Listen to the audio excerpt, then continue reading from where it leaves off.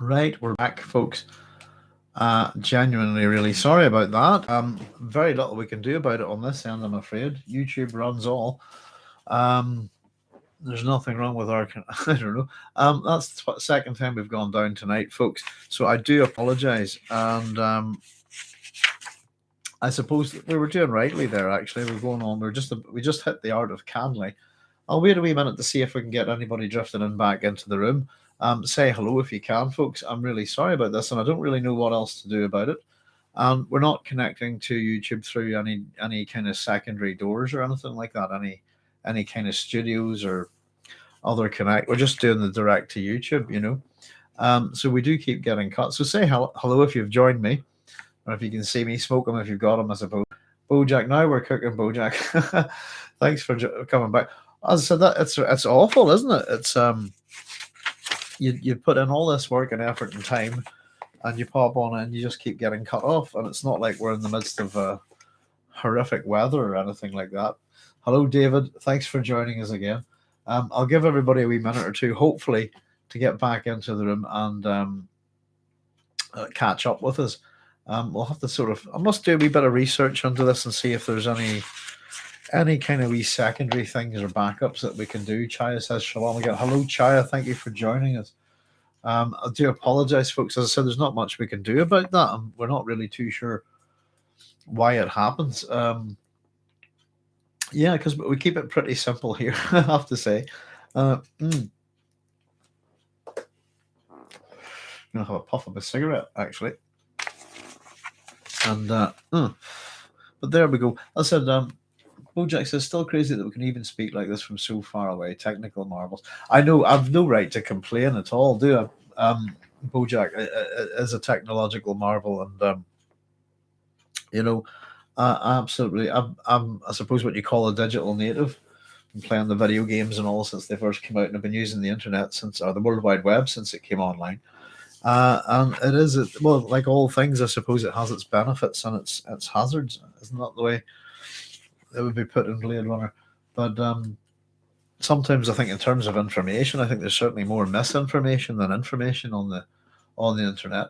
There's Sootpot. Hi guys, colleges and canals. Third time's the charm. Hopefully, folks. I'll tell you what though. If we do get cut again, we're back on tomorrow night with our Science Fiction Friday. We'll just run with it then if we keep getting cut. This is what we always do, by the way, folks. If occasionally when we get a broadcast that goes down, we'll start again. We'll put them up as part 1 and 2 within the playlist of the Dune Book Club. And if things are that bad, then what we'll do is we'll run with the next day, hopefully. But we'll get there, hopefully. And third time's the charm, you said it, Boyd. It is wonderful to get to connect with Frank Herbert fans from all over. I totally agree, Chaya. I think, as I said to you guys, one of the things of interest whenever I was doing this is I did it on my own. And within even the university department that I was working with, no other work like this really.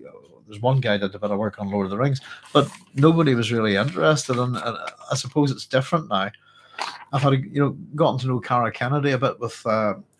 I had a chat to her about her work on women's agency in the Dune series and her PhD, and it's a different environment these days, and there is a lot of interest in this kind of stuff. I think, which is kind of poked me to sort of come out of hiding, I suppose, and not hiding, but come out of the rafters and get this done a couple of years ago. I started at it a couple of years ago.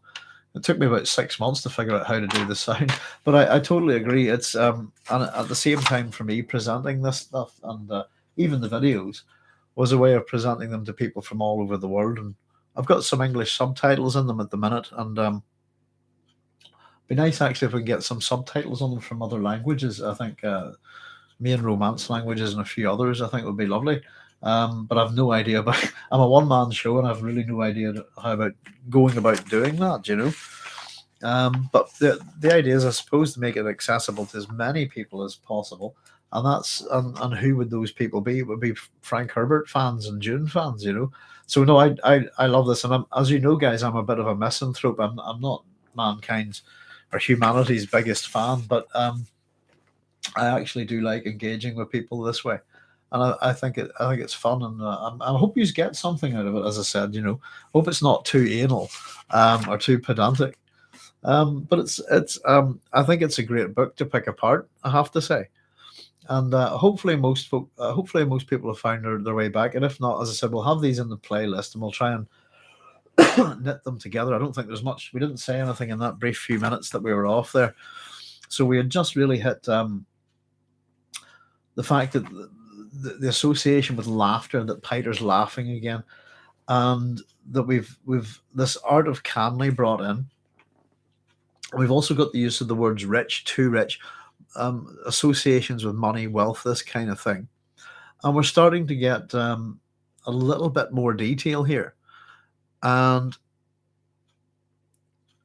with Piter's laughing, the Baron seems to get a bit annoyed, and we get this "be silent, Piter," and it reminds us again of that "be silent" of the Reverend Mother in Chapter 1. We're getting these little connections, the same language, almost very similar presentations. And we get a couple of rhetorical questions from the Baron that are going to educate us. And he says, the art of, where are we? Sorry, just to get the right point. Canley, is it? The Baron asked. Vendetta, eh? And he uses the nice old word so rich in tradition. To be sure, I know he means it. So again, there's that word rich, and it's associated with tradition. And again, the art of Canley still has admirers in the Empire. There's a suggestion that this idea is old-fashioned. And he uses the word vendetta. Yeah. Now, vendetta is from the Latin vendicta, meaning vengeance. So that vendetta is a synonym for Canley, bloodily. Vengeance is what it's all about here. So there must be something that's to do with these guys. And again, it's being gently revealed to us. The mystery is building, and we still haven't got a good look at this villain. We've got his voice, the laughter, and also the fact that he gives orders to Piter. He's in charge here. And however Canley works, I suppose what we get is that Piter says, "You've made the peace gesture. The forms have been observed." So we get the sense that, if we read the thing in the back of the book, that Canley's been organized. It's a form of vendetta, a feud, the equivalent of, I suppose, a duel to the death, but on a family scale. And it's these forms, these rules, supposedly are designed to protect bystanders. But if that was the original intent, it seems kind of pointless if we follow the actual story of Dune. Bystanders are going to get it big time, I think. I would argue, yeah, and even that the Judge of the Change is involved in that, if we had a look at the wee reference at the back there. So it's all about a gesture, and the forms have been made. You've made a peace gesture, and that it's been refused by Leto.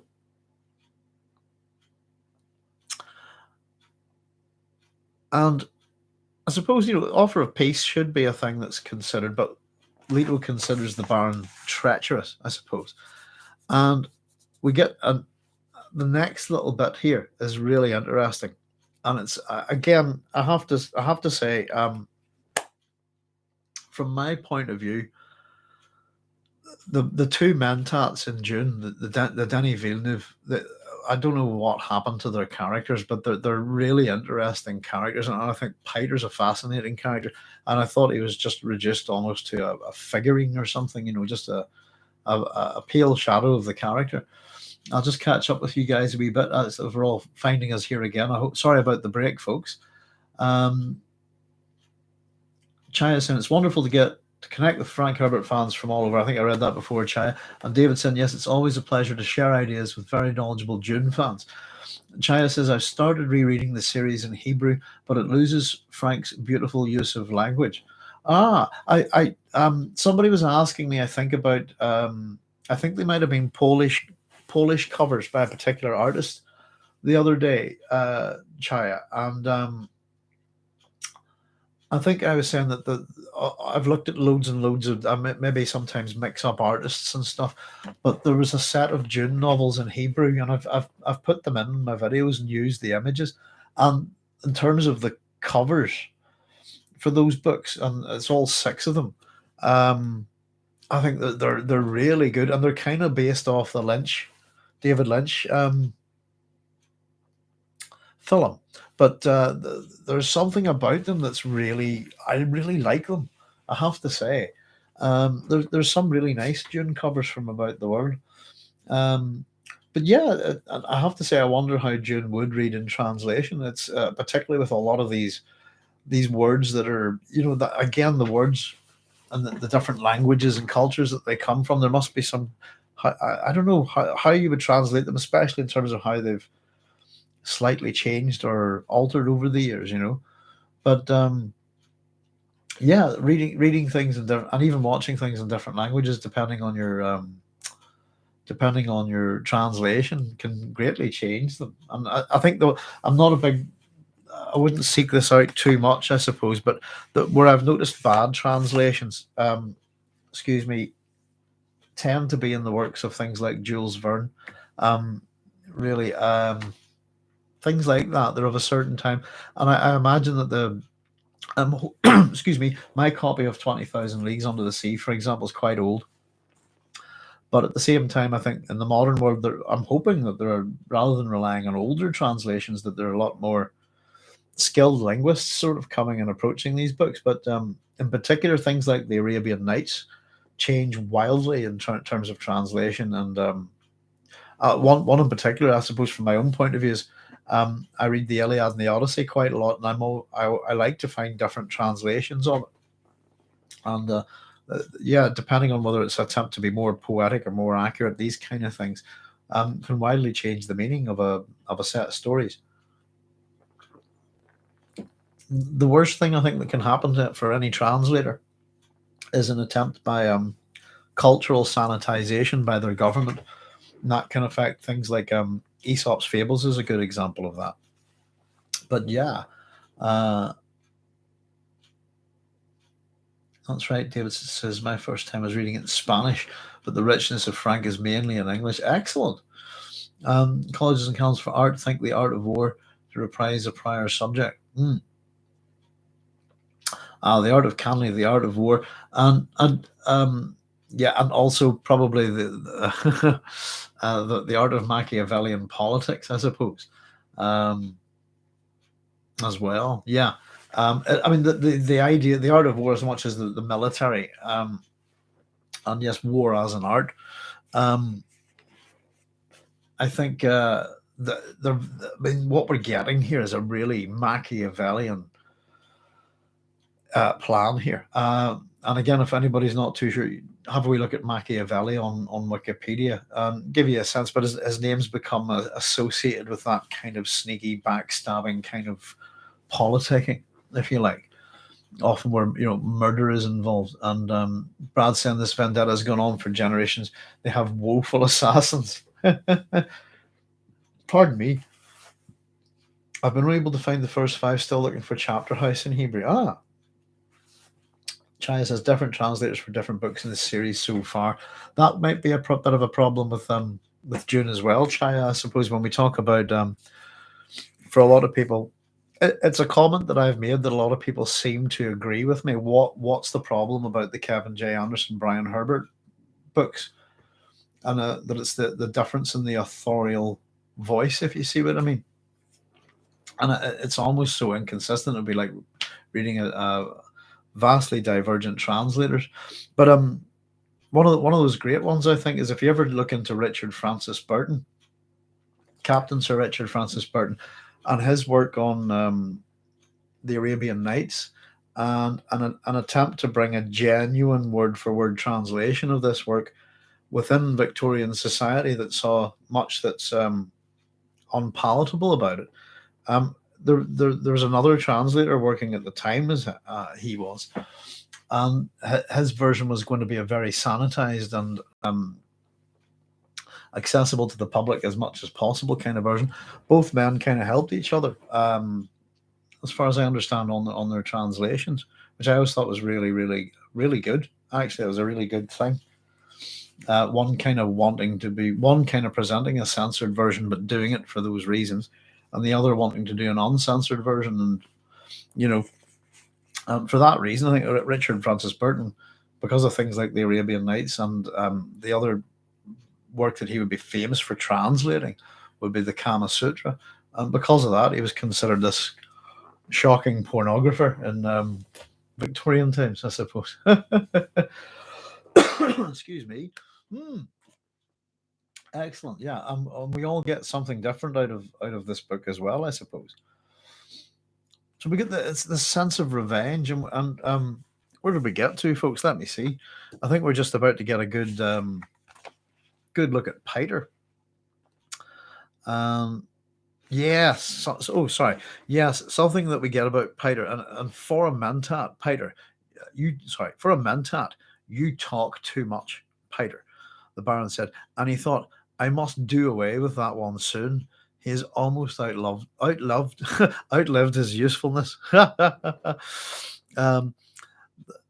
yeah, the Mentat's a Mentat assassin. Somebody's just pointed out the vendetta has gone on for generations. They have woeful assassins, and the fact that Leto employs a guy, Paul's father employs a guy who's his master of assassins.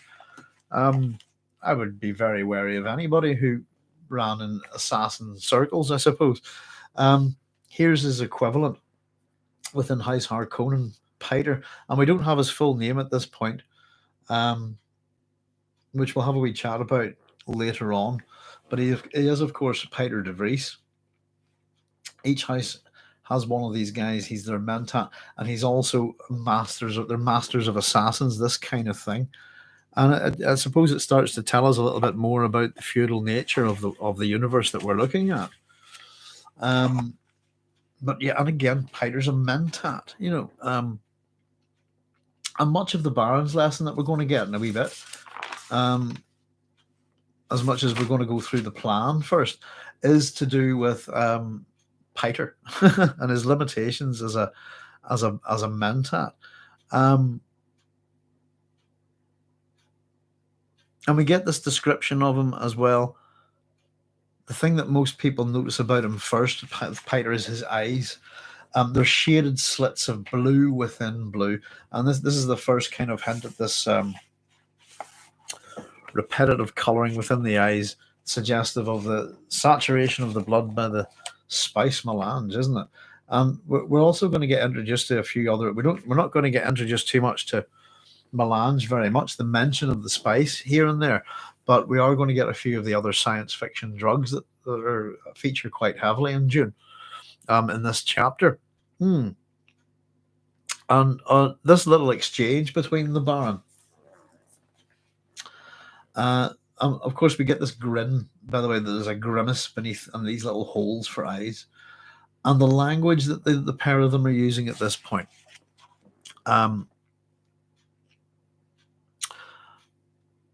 The Baron wanting to kill Piter, of course, we're going to get this little back and forth between these two. But Baron, says Piter, never has revenge been more beautiful.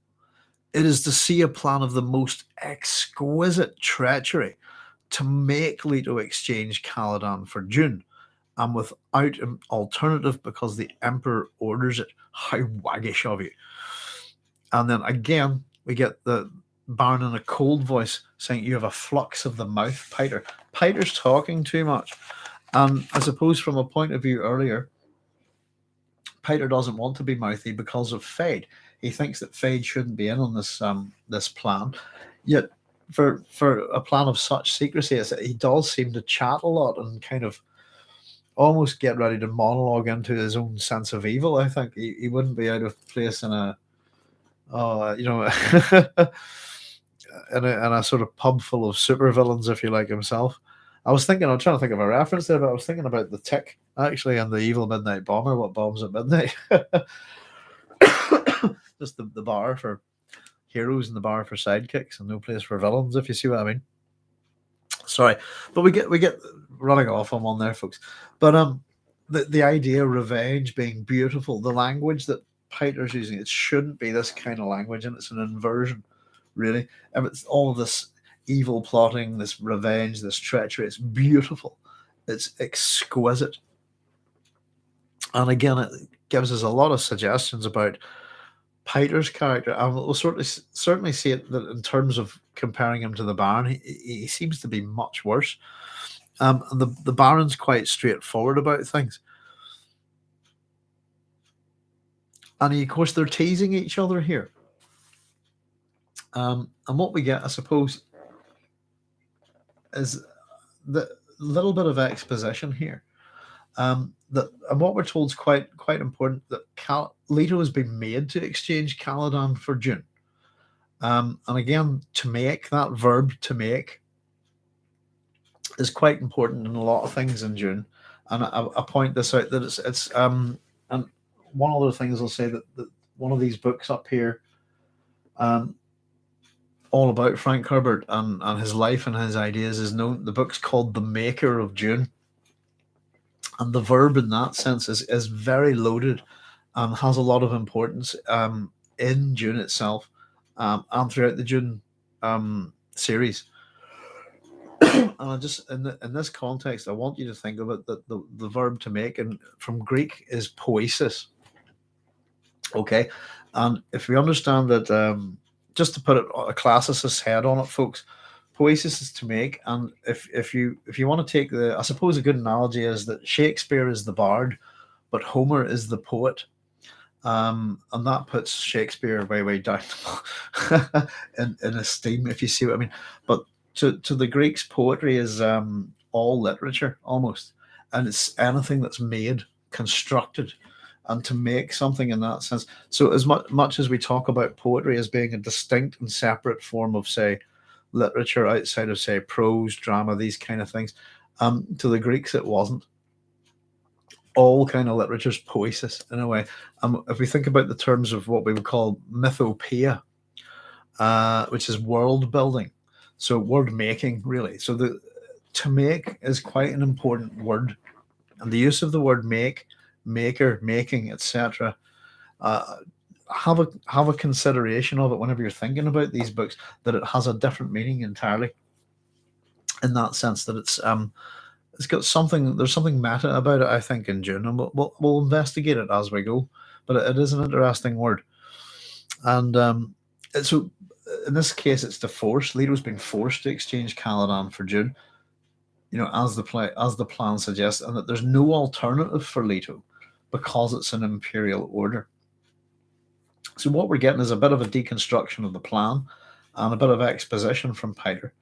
And this exposition, it's great for us as we read the story. We're getting to find out little tidbits here, but we also get to see a real great piece of tension being built up.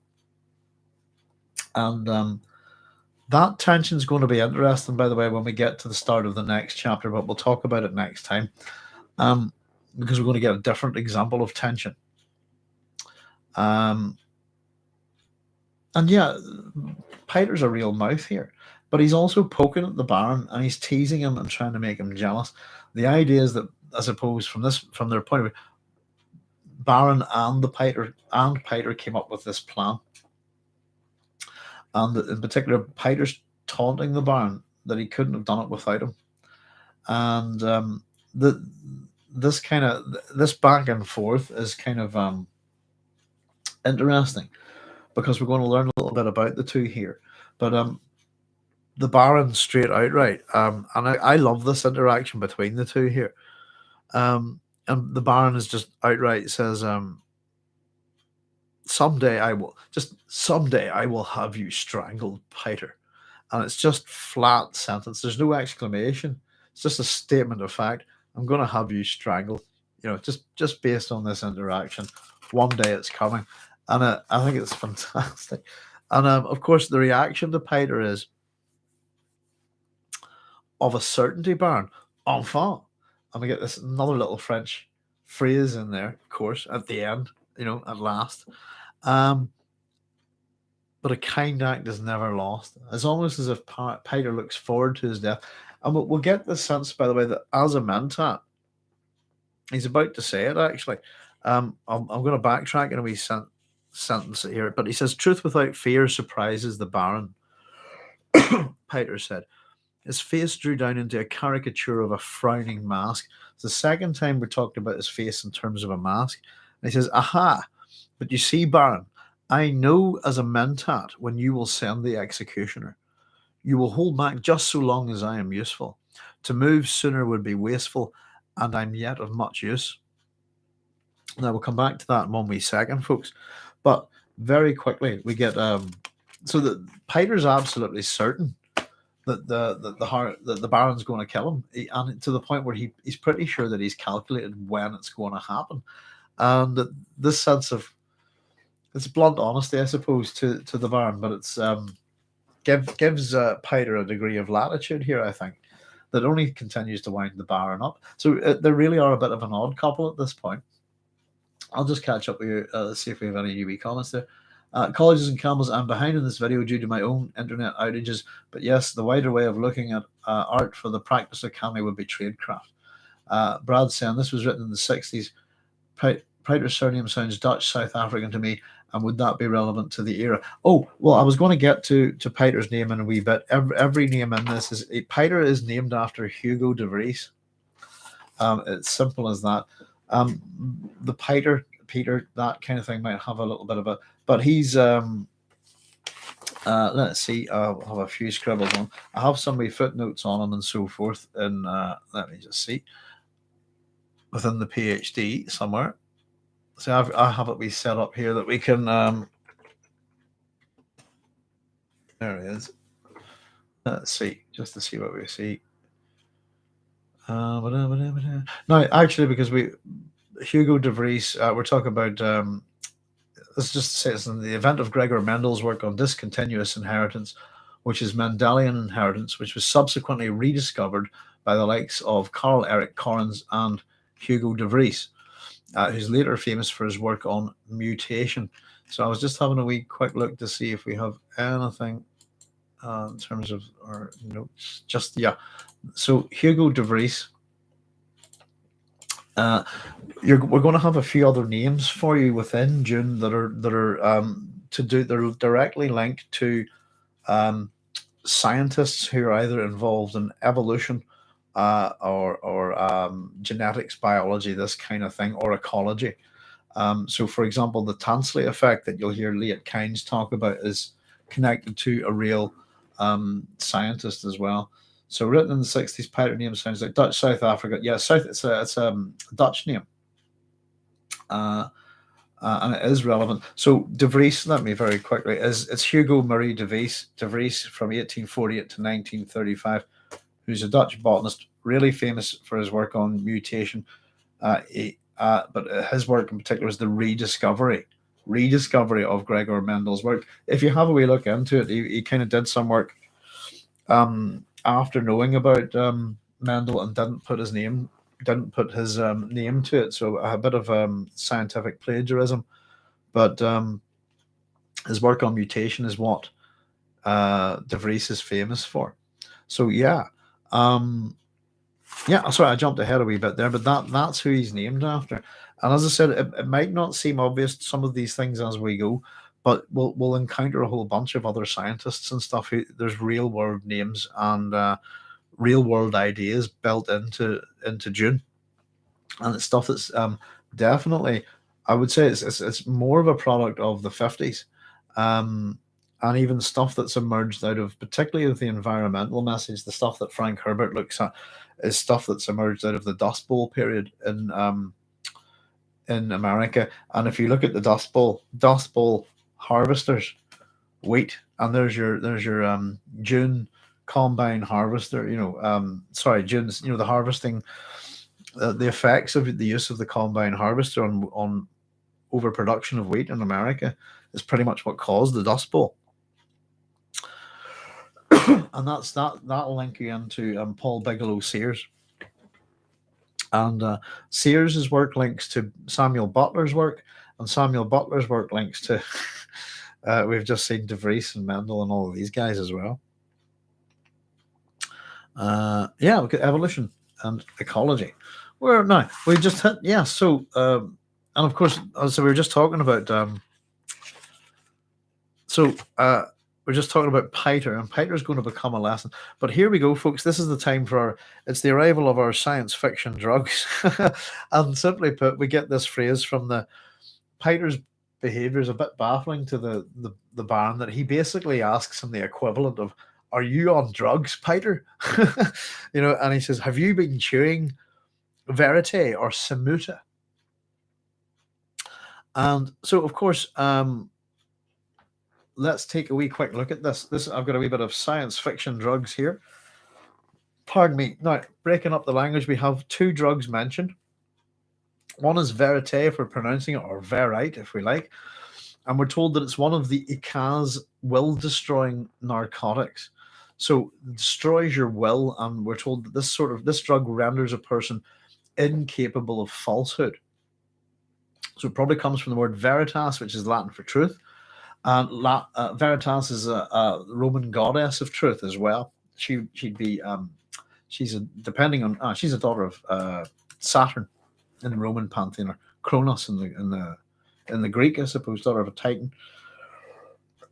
And so we have a little bit of a mythological association. The drug, truth, and then we have the other drug, Samuta. And we're told, again, we have the back of the book for terminology, some things that we can piece together. The word Samuta comes from the Malay word Simut, which means ant. That's interesting. And we're told that this is a second narcotic derivative by crystal extraction from burned residue of the Alaka wood. Now, Alaka wood's popped up in this chapter already. It's to do with the Baron's table. And we talked about a little bit about I made a wee note that it was to do with slavery and that it was an opulent table. I said we'd come back to that. So this is where we're coming back to it, folks. So we're told that this drug, as I said, it's a derivative from a crystal extraction from burned residue of lager wood. And what it gives you is timeless, sustained ecstasy. And we're told that it affects certain atonal vibrations, uses certain atonal vibrations, referred to as somata music. So that there's quite an interesting set pair of drugs. One of them tells you the truth or makes you incapable of lying, and the other one really is ecstasy with and we'll see a little bit more of that with one of the Baron's men who's addicted to Samuta. So both of these come from Ikaz, which we're told is the fourth planet of Alpha Centauri B. And we're told that it's the home to fogwood, and that this wood can be shaped by thought. And therefore, the planet has the nickname of the sculptor's paradise. So it's a brief introduction. If we're using the little bits of information to look up words that we don't know here in the text, go to the terminology of the Imperium, and we get a little bit, and it sort of takes us on a wee bit of a walk, because then we get the next thing is the Alaka drug, and we're told that it's a narcotic from Ikaz, and it removes most of the will to self-preservation. And we're also told that the druggie's skin has a characteristic carrot color and is used, and this will be important later, to prepare slave gladiators for the ring. So, of course, all of this amounts, tiny little phrase, basically says, "Are you on drugs, Piter?" But what all of this tells us is quite a lot about the Dune universe, that it's not a very nice place, I would argue. That we have just brought up within this little passage, we've had suggestions of slavery, drugs, vengeance, murder, gladiators now, and this art of Canley, this vendetta. And this is all particularly interesting, I suppose, because we get to this idea that it's kind of almost a mental battle of wits about when should the Baron kill Piter, and Piter's kind of reiterating one of the lessons back to the Baron, and that here comes the lesson. So Piter is certain that he knows when the Baron will kill him, but it's not now because he's too useful. And we get this little discussion here that to move sooner would have been wasteful. And that's both, particularly in terms of the Baron's strategy relating to Dune. And what we hear from Piter is to move sooner would be wasteful, and I'm yet of much use. I know what it is you learned from that lovely Dune planet. Waste not. True, Baron? And the Baron, this is one of these where the Baron's just, I think, continues to stare at Piter, just murderous stare. And he's absolutely correct. Dune has taught the Baron, waste not. And Dune has taught Piter the same thing. The lesson that we get out of the planet that these two men have learned: waste not. Don't waste things. And that I think is really, really important. It's just waste not, and it almost sounds like a kind of it's phrased in a religious kind of way, in a sense. I think just don't waste things, I suppose, but waste not. An aphorism, I suppose. Let's see. Dark, but Hugo de Vries had some similarity with the Mentat skills. Oh, I would have to look into that. Says sorry, that's from David Segovia. David, I would have to look into that. I don't know too much about him, I have to say. This is one of these things where we sort of skimmed around a lot of things, but yeah, I think it's just there's nods to certain things, and I don't know how you go about naming your characters, but certainly within the Dune book, a lot of them there are too many connections, I suppose, and too many little hidden meanings. But yeah, I must have a wee look into Hugo de Vries' biography. I suppose I've got a couple of books on the history of this kind of thing, but I guess it's about finding time. Cynthia says Piter relies on his Mentat skills to predict when he will be killed. Really, the Baron is pushing Piter into making errors to illustrate for Feyd the difference in humans and Mentats. You're absolutely correct, Cynthia. We're just about to get that. They're poking at each other. And as we just got a wee bit of a quick distract there with those couple of drugs just to explain them. And we'll see that there are a lot of drugs in use in the Dune universe. But Feyd's yeah, at this point it's quite interesting, and it is very much a back and forth between the two men, and there is an open hostility, I think, that but there's something quite funny about them. They are almost like an old an old married couple in some kind of ways. And let's see, but you're absolutely right, Cynthia. We're just about to get to this. We've had the first little lesson, then we've had a little bit of a lesson. The lesson from the planet here is waste not. And we get a little, while the Baron's staring at Piter, Feyd-Rautha is squirming, and the wrangling fools. So here we go again. Both of these two men are fools to Feyd. And again, if we remember, Leto is a fool at the start of this chapter. Now the Baron and Piter are fools to Feyd. It's quite interesting how I think almost everybody is seen as a fool. And we want to remember that just in terms of Herbert's archetypes or Herbert's use of the archetypes of the collective unconscious. But we have this squirming. He squirmed in his chair and he thought, my uncle cannot talk to his Mentat without arguing. Do they think I've nothing to do except listen to their arguments? And very much this, just again, squirmed. Feyd's not too comfortable here. But he's going to get brought into this here. And it's almost he's been a disassociated observer. And there is something quite interesting about watching these two go back and forth at each other. Feyd, the Baron, says, I told you to listen and learn when I invited you here. Are you learning? And the next bit's really interesting. Yes, uncle. The voice was carefully subservient. So what we do know, there is some power structure in the room. And at the minute, the Baron obviously has a title, but he gives orders to Piter. And we're just assuming that Piter obeys those orders.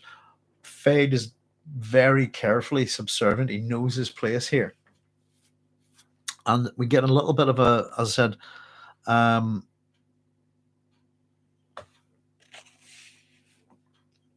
bear with me, folks. Sorry, just the I've lost the plot. No, there we go. 30. Sorry, I just jumped ahead a wee bit there, trying to find it. So, here we go. It's all about Piter. He says, sometimes I wonder about Piter. I cause pain out of necessity. I swear he takes a positive delight in it. So there is a contrast here between the two men, and the Baron's pointing it out. Delight. And this actually, for the Baron, makes an interesting statement here. He says he almost pities the Duke Leto. Yeah, sorry, bear with me. Let me just catch that. I'll bring this book over here a wee bit, folks, just to see a bit better. For myself, I can feel pity towards the poor Duke Leto. And then here we go. We start to get the plan. As Dr. Yueh will move against him soon. Now, of course, we've heard Dr. Yueh mentioned in the previous chapter, and we know he's one of Paul's tutors. So here we go. Oh no, this guy's a traitor. We're told that not just this, that he's going to bring an end to all of the Atreides. And again, the language that we have, it's this good little speech that he has here, but surely Leto will know whose hand directed the pliant doctor, and knowing that will be a terrible thing. So again, just in terms of what we were talking about at the beginning of this chapter, and understanding, seeing, knowing is what this is all about. If we take up what if we pay attention to what we're told to pay attention to in the epigraph, understanding, seeing, knowing. And again, part of this chapter is that we don't really see the Baron properly. And so this is the plan. We know it's got something to do with Dr. Yueh, and the language that we use, it's all about wanting the Leto to know. Leto will know whose hand, this hand. And again, that emphasis on the hand as a symbol, and that knowing this will be a terrible thing. It will inspire terror in Leto. And of course, the direct question comes out, and I suppose, and it's from Piter, then why haven't you directed the doctor to slip a kinjal between his ribs quietly and efficiently? There's a wee note. There's a word I missed on the way. It's kinjal. And of course, there we go. I'll write that down. I'm updating this wee notebook as I go. And if we have a wee quick look at that word.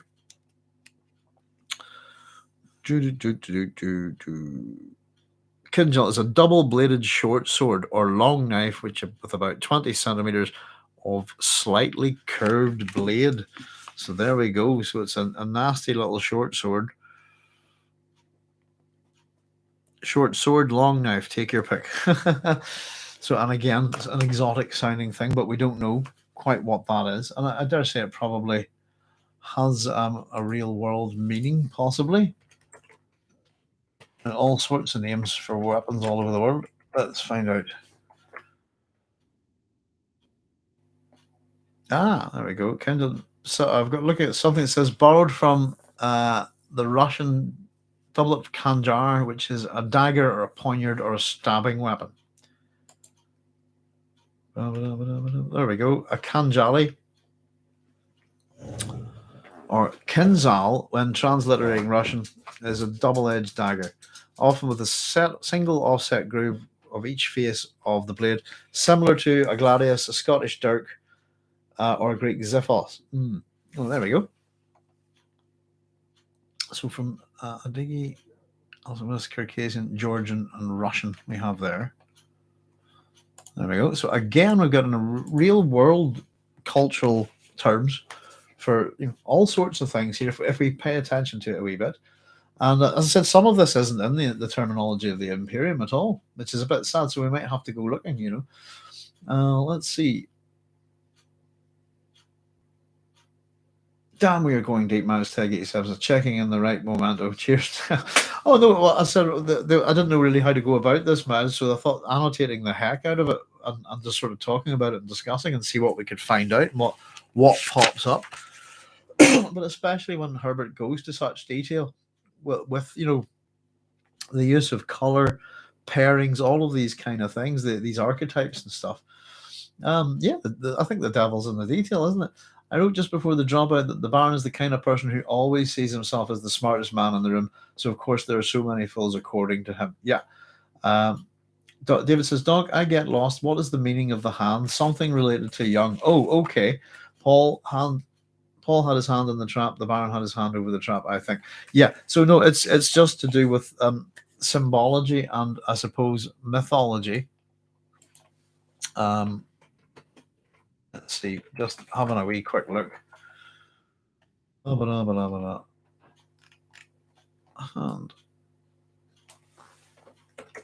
now, goodness, what I'd say it would represent an awful lot.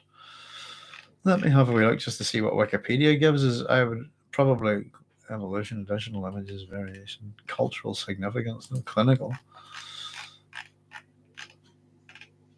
I'll try and explain it a wee bit myself then. Who was that I was asking? David. David, the hand. First of all, there's a lot of symbology to do with the hand. The hand has a lot in a number of different mythologies, I suppose, particularly important in Irish mythology, and has a particular association in Northern Ireland as well. The myths associated with Ulster.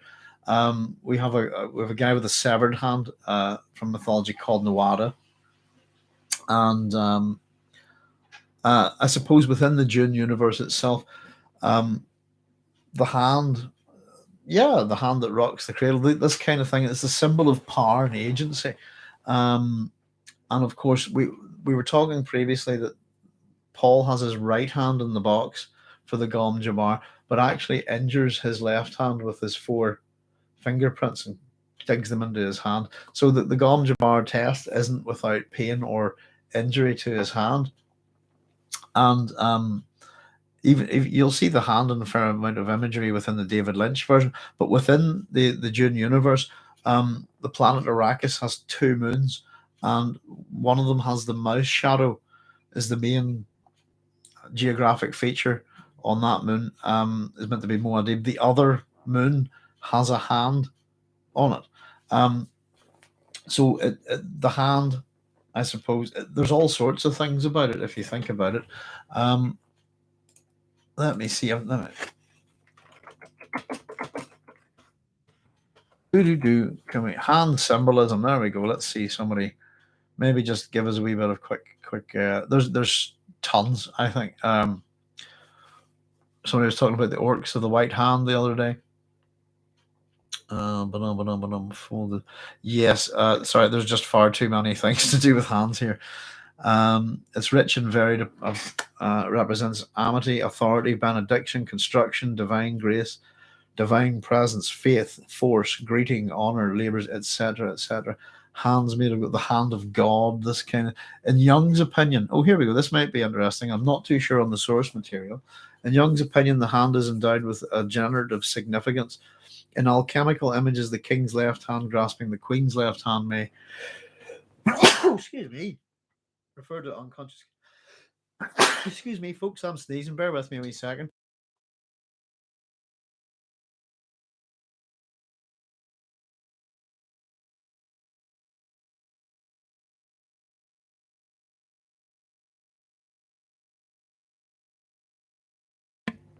There we go. Sorry about that. It's all happening here tonight. So sorry about that. I was sneezing away there. So sorry, David. The hand has lots of meanings. And I'd say that they're probably quite varied culturally. And even the idea of being left-handed, right-handed, this kind of thing, sinister, dexter. So the hand is a symbol associated with Paul. And in terms of what we're talking about, David, just in this chapter, we also have a lot of imagery of hands, but it's the Baron's fat hand on the globe. The Baron in this chapter hasn't come out of the shadows. So all we've really seen is the globe and the hand that's been spinning it and the hand that stops. So he's that the hand in that sense, power and agency. And we've also got to see damage being inflicted upon Paul's hand. So, well, it's basically what we're doing at this point, David is really pointing out some of these motifs, and we'll see how they develop as they go. But there's an awful lot to. I said it's very important in Irish mythology. I imagine quite a lot of other cultures. And I seem that there's quite a lot of stories about people with severed, mythologically speaking, about a hero having a severed hand, this kind of thing. So I hope that helps a wee bit, but we haven't gone into it too much. Brad was saying, David, Paul had his hand in the trap, the Baron had his hand over the trap. Yeah, and again, we're getting these pairings within this chapter and the previous chapter, and it's to no light to darkness, this kind of thing. So he's using some of the similar imagery and symbols, if you like, and there's a wee bit more to it, but we're not explaining everything as we go, David. We're just trying to power through it. But it is a very important symbol, I think, and we'll get to there's more to come with the Baron's hand, I suppose. So we've learned that Yuri is a traitor, and I suppose the point where, sorry, hopefully I was about to start sneezing, as we were talking about why not just stick a kinjal in his ribs. The straightforward question is, why not just have him murdered? When he, why don't we just have Dr. Yuri kill Leto when he least expect it? The traitor's in place. And of course, we get this. Here we go. And again, about knowing. He's got to know. He must know. He must know that. Where are we? Let's read it. It's one of the Barons. And again, it suggests that the Baron isn't completely all there. But there's more to this, really, and we'll find out that it's not just about being savage or anything like that. Where are we?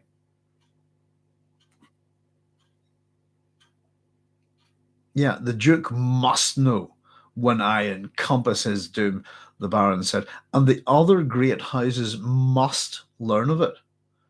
The knowledge will give them pause, and I'll gain a bit more room to maneuver. The necessity is obvious, but I don't have to like it. So it's as much as you think it's him grandstanding and having a super desire for revenge and wanting to be totally over the top.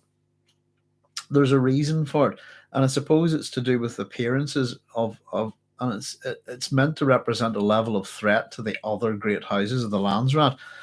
Look what the Baron did to the Atreides. Shit, let's just leave him alone. He's too dangerous.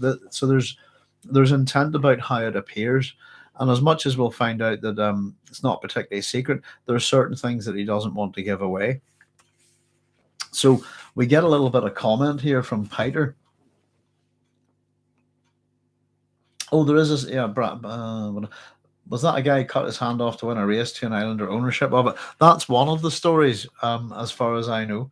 And I haven't read Irish myth in a long time, Brad, but I suppose to do with the sacred, is it the High King of Ireland? To be a High King, you can't have a blemish.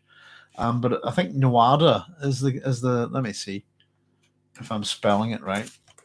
Muad'Dib. That's can't come out. Mythological being.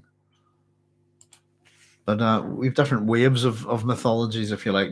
We've different mythological cycles in Ireland because of different invasions, I suppose, but yeah, the hand, it's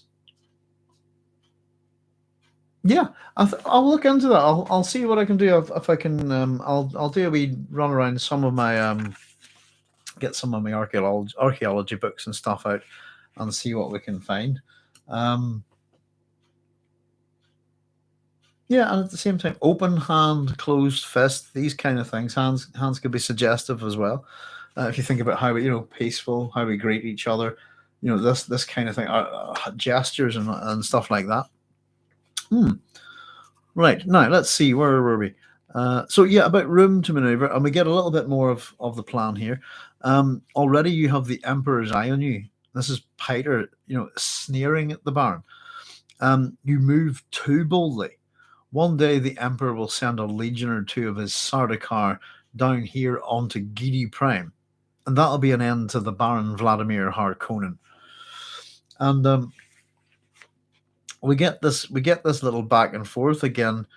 You'd like to see that, wouldn't you, Piter? the Baron asked. You'd enjoy seeing the core of Sardicar pillage through my cities and sack this castle.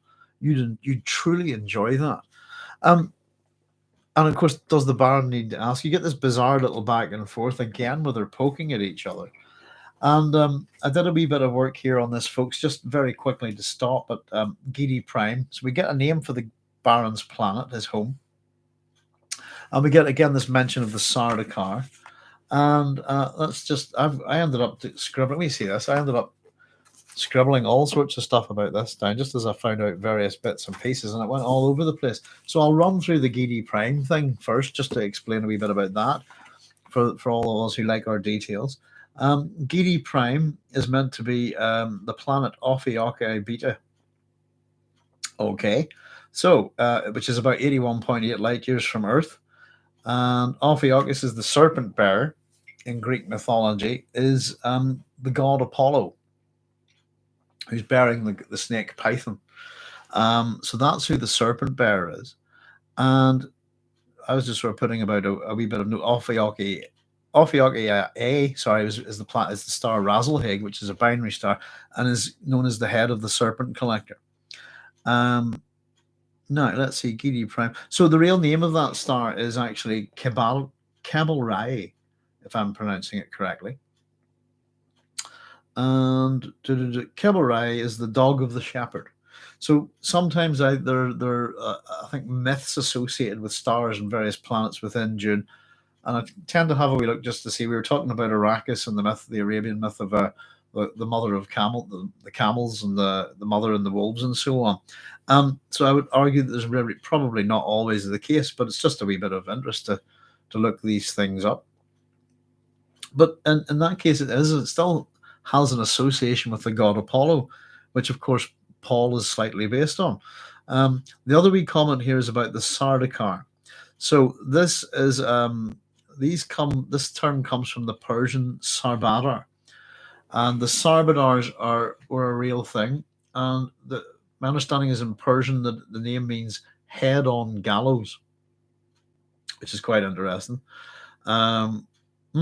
So the Sarbadars ruled Khorasan in the 14th century before submitting to Timur in 1381. Apparently, that's just doing a wee bit of work on Wikipedia. But yeah, pretty much a soldier group, if you like, based on head on gallows people, people who are going to be executed, this kind of thing. So the Sardacar, real nod to the Sarbadar, if you like, Sarbadar. Sometimes I wonder about these wee pronunciations. And in terms of them, we'd hear about we've got the terminology legion, which would make an association with the Romans. Or legions of body of men, about X amount of size, usually about 5,500 men. What we're told about them, I suppose, is that they're a core of soldier fanatics. They're the soldier fanatics of the Padishah Emperor, and that they have an environmental background of such ferocity that it kills 6 out of 13 before the age of 11. Now, there's a wee bit of a mystery to the Sardacar within the Dune series. We eventually get to know what it is. But what we're told here also suggests that regardless of who ends up on Seleucus Secundus, that they will have children, and therefore that there are children brought up in a fashion on this planet that will result in them ending up being in the Sardacar. So it doesn't quite make sense in terms of what the Sardacar are supposed to be, how they get to Seleucus Secundus, and we'll discuss that in detail at some point. Some people are reading the book for the first time here, folks, so I don't want to spoil too much for them, but especially when this is one of the big mysteries of the books. But it suggests that there are I've made a wee note here that there suggests that there are children's Sardacar. They're noted for their ruthlessness and their near suicidal disregard for personal safety, which I think was interesting when we went back to, we were talking about the Alaka drug earlier, which removes most of the will to self-preservation. These two things mentioned around the same time, I suppose. The Sardacar are the equivalent to a Ginaz, someone from Ginaz of level 10, I think we're told, which I thought was quite funny. And that brings up another one of the planets within the Imperium. The little thing about them that The environmental background of such ferocity kills 6 out of 13 before the age of 11. That's obviously, I'd say that the Sardicar is slightly modelled on the Spartan society as well. Spartan society of the 6th and 5th century BCE. And we get this idea of young children, the environment before the age of 11 is suggestive of what's called the agoge, which is this practice that arguably, I suppose, it's a practice of exposure done to older children within Spartan society. So they're considered ruthless and have a near suicidal disregard for their personal safety. And that's just a wee bit of blurb there. We're also told, by the way, within the book that they're overconfident and that their mystique is undermined by their cynicism. I think it's the cynicism of their own myth. I think that's interesting. There we go. No worries, Brad. Brad said thanks. Lord Crunk says, I wonder if the Baron always has his body shield activated, even with just his nephew and Piter with him. Oh, and Bojack Harkness says, I gotta go. Thanks again for doing this talk. No problem at all. Bojack, thanks for joining us. Lord Crunk, I think you can't keep your shield on all the time because you'd run out of air. I think is the problem with the shields. We'll have a it's interesting, but I don't think you can keep a shield activated all the time. Not a personal one, anyway. And I suppose, interestingly enough, a shield isn't much good protection against somebody with a knife. The Baron's quite fat. I don't think he can move that quickly. I'm not too sure how much a shield would really protect him in the end. I think as we'll get to see the bit wherever the tooth scene is a bit different in the book than it is in the film, isn't it? So we get a wee bit of a natter about the Sardacar within this plan that Piter thinks that the Baron's moving too boldly, and that he's going to end up on the receiving end of a Sardacar legion or two himself. And this it sort of brings out at this point something that the Baron suggests. And I suppose you get a hint of this. Maybe there's something of Piter going along to see the Sardacar in the new Dune movie, but he suggests that he should have been a Bashar of the court. You're too interested, in blood and pain. Perhaps I was too quick with my promise of the spoils of Arrakis. So this is the Baron teasing Piter again, and really just reminding us of how bloodthirsty Piter is. He's saying you should have been a Sardacar. And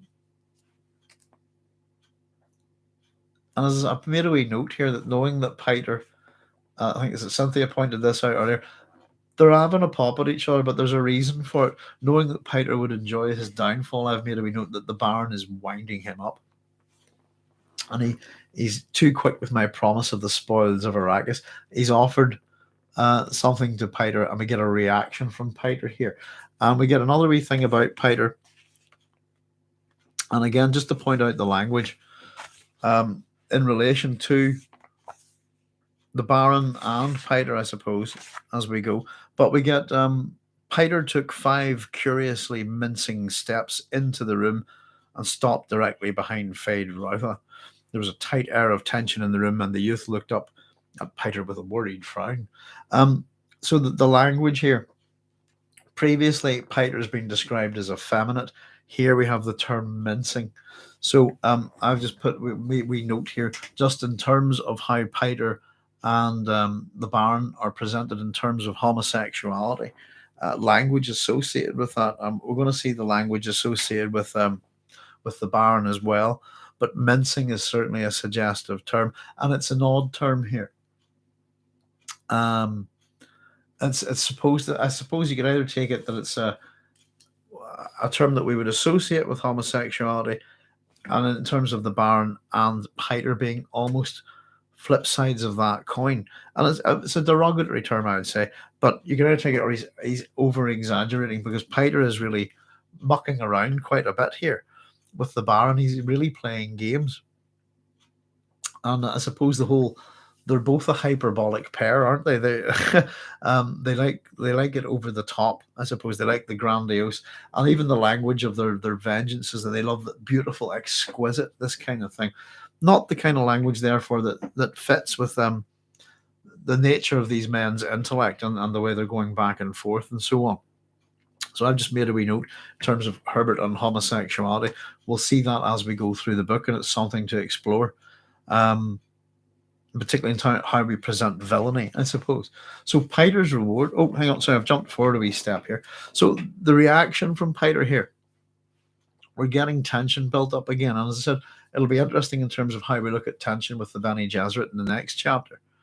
And as I said, the next thing we have is do not toy with Piter, Baron. And what we have again is we were talking about them referring to themselves in the first person and the third person.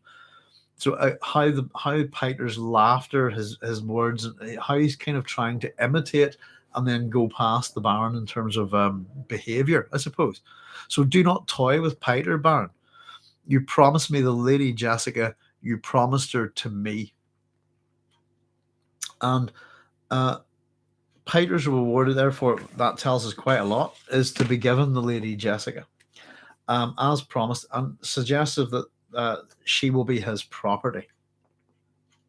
And this is quite interesting. Tells us a little bit about how women are viewed in this world, but in particular, and we'll find out a little bit more about that in terms of property, because it's to do with Piter, because Piter is property as well. But the Baron wants to know what does he want from Jessica.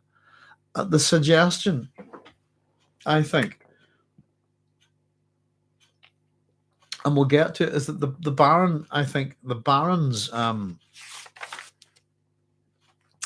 have the quote here. It's the Piter's pleasures tie him to the Baron, and if we understand that, the Baron is offended by Piter's attitudes to violence, and I think understands them as being psychopathic. At the very least, that he's, they're very. The Baron uses pain, violence, etc. He says for a reason, whereas Piter seems to do it for pleasure, and he this is the Baron understanding Piter, and again poking back at him, and another reaction once again. Just let me just get the wee note here. Sorry. Where are we? And again, it becomes this Piter stared at him, dragging out the silence. So this is a thing that happens back and forth. One of them's usually just staring at the other, mulling it out. And I think it's quite funny. And again, we get Feyd sort of, but he pokes at Piter. What do you want her for? And is it for pain? And the suggestion is that it's not for pleasure. I suppose that, and if we have that, is Piter homosexual as well as the Baron? Is the question, and is he just a sadist that it's not that he wants Lady Jessica to be some kind of sex slave or boon companion or whatever. It's he wants to torture her and inflict pain upon her and for his own pleasure. And this is what the Baron's poking at. He wants to kind of what is it about it, and I think sees it as a very not right thing. I don't know what you guys think. It's a bit of an odd one. Oh yeah, air movement. Good points. Well, yeah, somebody keep breathing out the air within the shield. It'll be all carbon dioxide soon, won't it? Jude McFerrin says, I gather the theme of addiction and disingenuous loyalty to the spice, not the Baron in this scene when the Baron tells his nephew to see the limitations of a Mentat. Yes, we're just about to hit that, actually, Jude. Only problem being I don't believe spice has any withdrawal effects. Spice, after a point, its withdrawal is fatal. Jude, that's the whole problem with spice. So if you take it, as long as you can keep taking it, you're good. The Baron doesn't go as much as his family's been on Arrakis for 80 years or something. He doesn't live there, and he doesn't plan to govern it. It's quite strange for Leto to take his family there, because of the fact that once you stay there for too long, it's the spices and everything. It's in your food, your drink, and your water, uh, and your air. Sorry. So that's the point, and it's the reason why we sort of figure out little mysteries in June. But we were mentioning this the other night. Why are the Fremen, the Zen Sunni wanderers, why do they just not leave this hell planet? And the simple fact is they can't.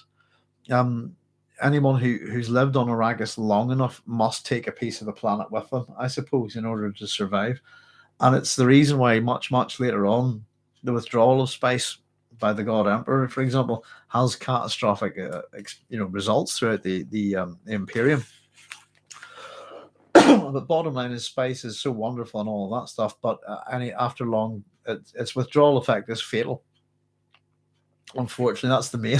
It is the one major withdrawal effect. And I think you have to use it for a while, but I don't think it's immediate. I think.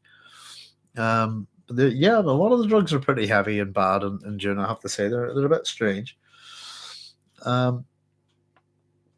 So both Baron and Piter stare at each other again over the silence, and we get Feyd back in here again, and again popping up as a kind of foil, or a refocus of attention, and again his impatience. And we get to the gist of it here, really. Sorry, I've just jumped ahead a wee bit. Sorry, I did. I was just about to jump ahead. So Feyd-Rautha is impatient, and at this point, he really is presenting a contrast to Paul. My darling Feyd-Rautha goes impatient, the Baron said. He moved within the shadows beside the globe. Again, we don't get to see him properly. Patience, Feyd. And he turned his attention back to the Mentat. What of the dukeling, the child Paul, my dear Piter? And so we have Feyd-Rautha in contrast to Paul. And we get Paul discussed here by the Baron and Piter as a child Paul, the dukeling. And what we learn here is the following: that Paul will be brought to the Baron as part of the trap that's being created. That we also learn that Piter predicted that Jessica would have a girl, which she should have, and that Piter was wrong. We also learn here that Piter is not often wrong, though this is by his own admission. And we have a couple of important facts that are given here. You'll recall that you predicted the Bene Gesserit witch would bear a daughter to the Duke. You were wrong, eh, Mentat? I'm not often wrong, Baron, he says. Give me that. I'm not often wrong. And otherwise, why would the Baron have him around? And you know yourself, and here we go, this is a little bit of insight. These Bene Gesserit bear mostly daughters. Even the Emperor's consort has produced only females. That's quite an important little fact. And again, this little discussion is actually framed with another bit of Feyd's impatience. We have Feyd's impatience, a bit of explanation, more of Feyd's impatience, and it's the third time we have him acting like this. And we start to be, I think this is the beginning of really the Baron's proper lesson. What we get out of this is that Feyd aspires to rule, but cannot rule himself. Not the way it's put.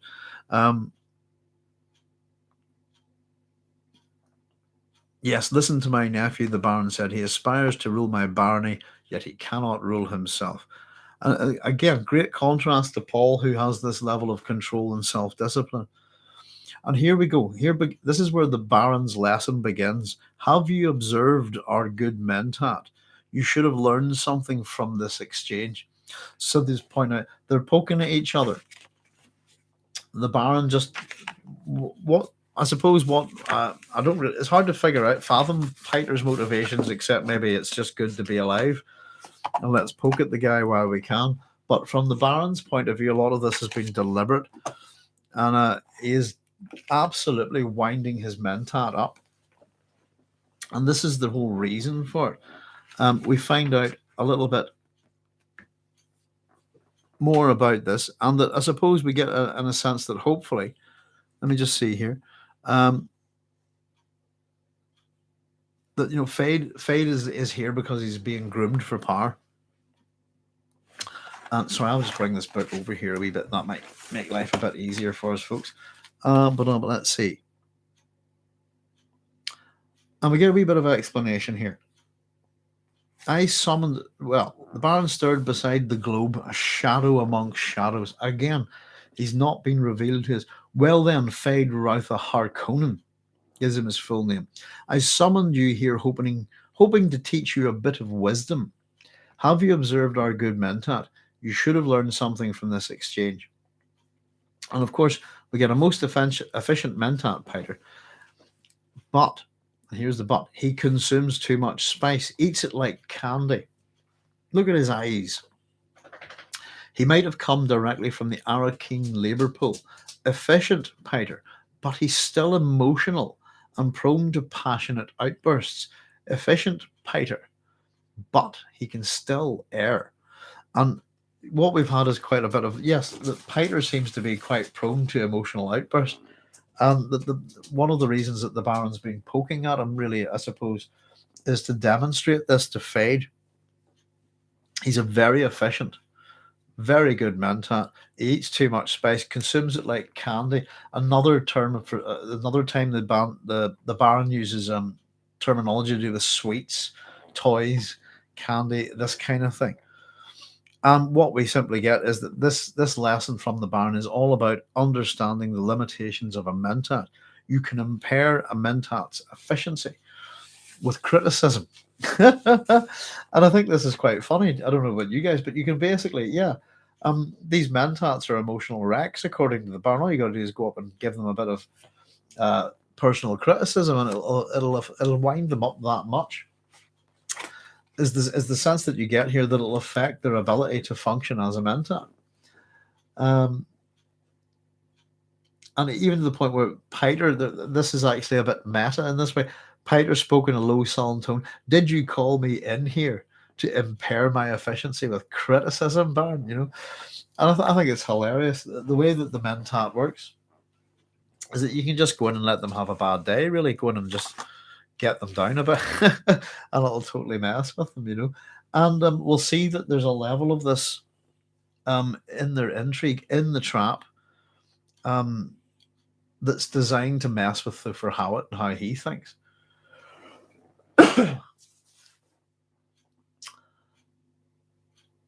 Brad says, I think he wants Jessica because she's Bene Gesserit to torture her as the ultimate flex.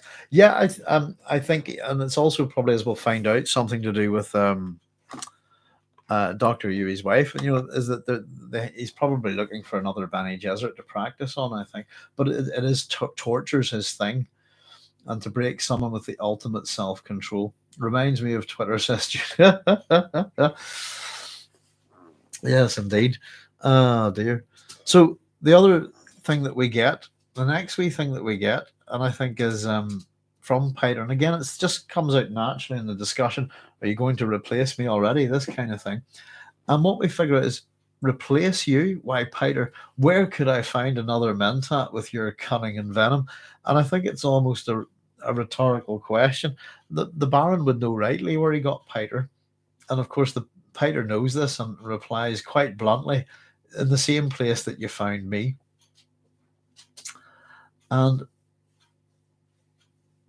the interesting thing, I suppose, perhaps I should at that, says the Baron. You do seem a bit unstable lately. Hello, Holly. And the spice you eat, this my doggie's just popped up to say hello. She's away down again. And what this tells us, by the way, is that Piter is property and he belongs to the Baron. And we get this little, as I said, there's a little hint at Piter's character that I think is interesting. Lady Jessica is not sexual in any way. He says, you do seem a bit unstable lately in the spice you eat, but are my pleasures too expensive, Baron? Do you object to them? And of course, we get this kind of affectionate response. My dear Piter, your pleasures are what tie you to me. How could I object to that? I merely wish my nephew to observe this about you. So there is, there is something there that Piter's pleasures are linked to the Baron, and that there is something about that. Yeah, I suppose he's enables or whatever the Baron needs, but the Piter is on display, is what we get here. And he says, as much as I'm on display, shall I dance for you? he is on display. And the Baron tells him as much. You are on display. And again, be silent. This reiteration is the same same phrase that we got from the Baron earlier, and it's the same, this be silent, that we got from Gaius Helen Mohim in chapter 1. Off you go, big love. You okay? Where's Wendy? Go see her, yeah? Oh, hello. Oh, yes, I've got a dog up. Look, I'm some love. Ah, dear, oh dear. Oh, hello. How's you doing? You okay? You all right, Holly? Welcome to the doghouse, folks. I think she wants some, but maybe... Oh, you looking out, is it? Oh, squeaky toy. Somebody planted a thumper. Somebody planted a doggy thumper somewhere else in the house. That was... Thank you, whoever that was. Maybe it's just the toy unsqueaking, but that caused her to run off there. There we go. So yeah, Piter is property. He's on display and he's being told that, let's see how my toy works, basically, this kind of thing. And we get a little bit of description of Feyd at this point. His lips full and pouting, the Harkonnen genetic markers, and they're sort of twisted, I think, with a bit of a sneer. Isn't that correct? Twisted slightly in amusement. And here we go. This is a Mentat, trained and conditioned to perform certain duties. They were told something very interesting. The fact that it's encased in a human body, however, must not be overlooked. A serious drawback that I sometimes think the ancients with their thinking machines had the right idea. It suggested, as much as it might be a machine on the inside, that there are human desires, etc., and needs inside that are to do with the body, I think. Sorry, that kind of thing. And it's an interesting little comment. So this is a Mentat. This is the Baron's lesson. You can train and condition it. The other interesting thing about the Baron's language is he refers to Piter as it. Conditioned, the fact that it's encased, not he's encased in a human body. So the pronoun that the Baron uses in referring to Piter is it. It's a thing, like a machine to him. We get a little bit more of this Butlerian jihad stuff here. We take about the ancients with their thinking machines, which Piter says are toys. And again, suggests that even the Baron could outperform one of these machines from history, which is quite interesting. So another little bit of a mention to what we'll eventually find out is the Butlerian jihad, folks. And we're again, the way this chapter's peeled away, revealing little bits as we go, the interactions of the three men, and again all those comparisons to the Atreides. I have to say it's done really well.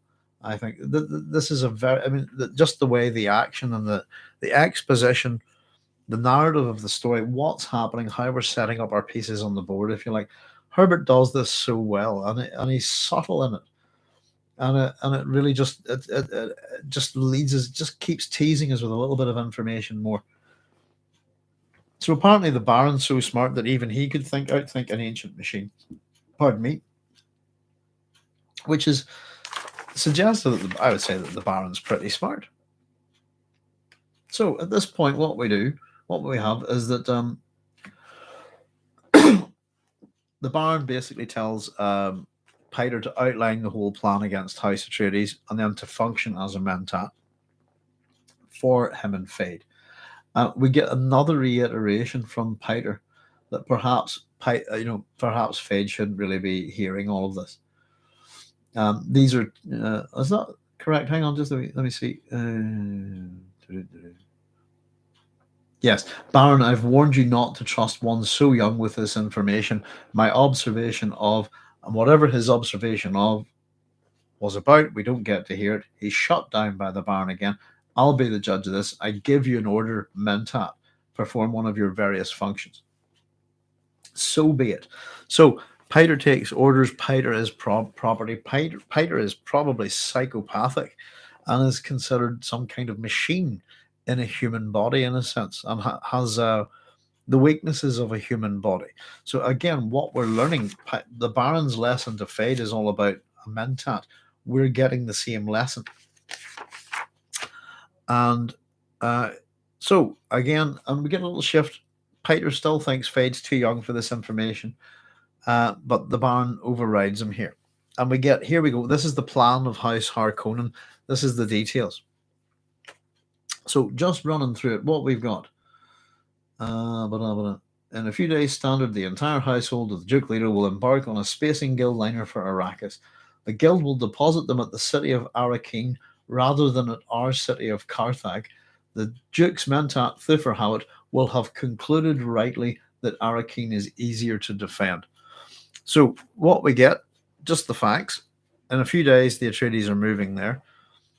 Household of Leader will move to Arrakis, almost his entire household, and they're going on a spacing guild liner. What we also get is that the Atreides are going to move to Arrakeen and not a city of Carthag. But what we learn here is that Carthag is a Harkonnen city. Arrakeen is not. And in particular, what we're starting to see is how the machinations of Mentat, I suppose these master of assassins, how they work against each other. The real interesting thing I think about the Harkonnens is that they know the nature of the Atreides so well. And we get that from this plan. That's really know thyself, if you want to take that that sense of wisdom from the Oracle at Delphi. But this really is know thy enemy, and they do, and they've been. And again, observation. We're going to get this repeated in a second. Observe carefully, and we're going to get the first mention of this plans within plans within plans. So I suppose Arrakeen, like Arrakis, keen to be there, keens.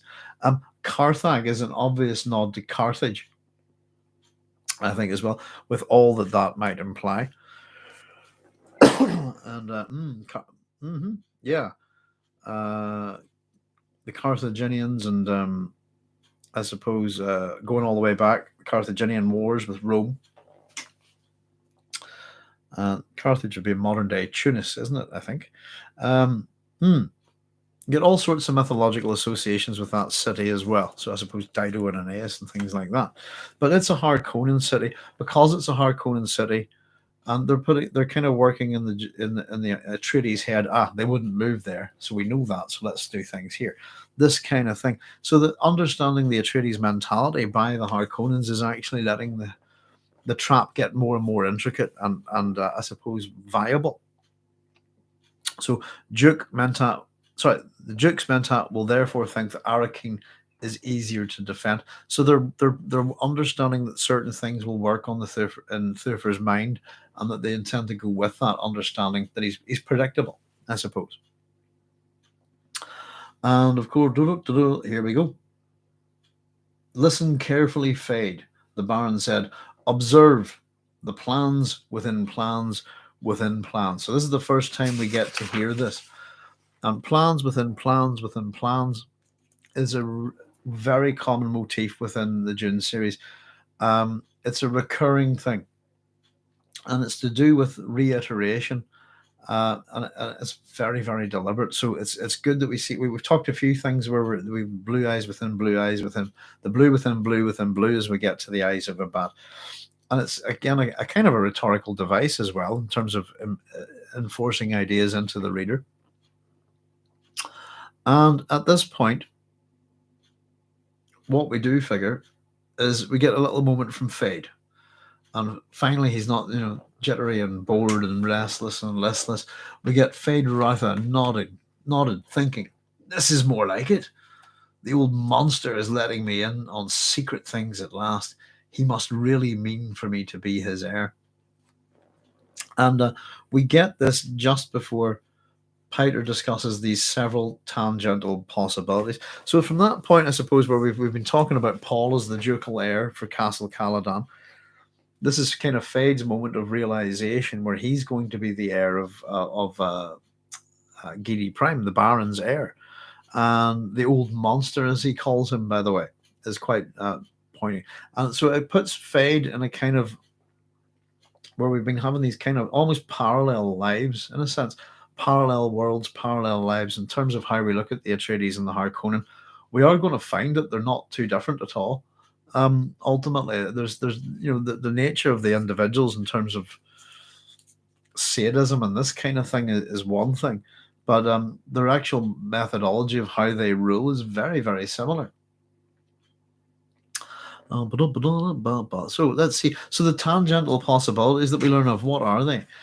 First of all, that the Duke might have a contract with the Guild, and this would be to get his family to a place of safety. What we learn about this as they go on is that a house can become a renegade house and move their family outside of the purview of the empire. And essentially, what they do, how they do this is by, we're told, it's by taking their atomics and their shields with them. So that gives us a little bit of an understanding of where the power of the Landsraad comes from. The great houses, they have nuclear weapons and they have shield technology, which in themselves, I suppose, have their own kind of problems and they're standoffish technologies. The next little thing that we get is a fantastic. It really tells us a lot here, and it's again, we're learning an awful lot about Duke Leto, though we haven't seen him yet. And the Duke's too proud a man for that, says the Baron. Sorry, the Duke's too proud a man for that. The Baron said, "It's very matter of fact. I know him. He won't do it," is what he's saying there. And again, it speaks to a level of personal knowledge that the Harkonnens are pretty certain of what they think about the Atreides here. And as much as Piter's got a few things wrong, the discussion from Piter back to the Baron sort of really does point out, not very often, Baron. And I suppose we're going to find out that there's a level of agency with spies and assassins in this world in a minute or two. But they understand Leto. He's too proud, and we'll find out the Baron has the right measure of him here. They're correct.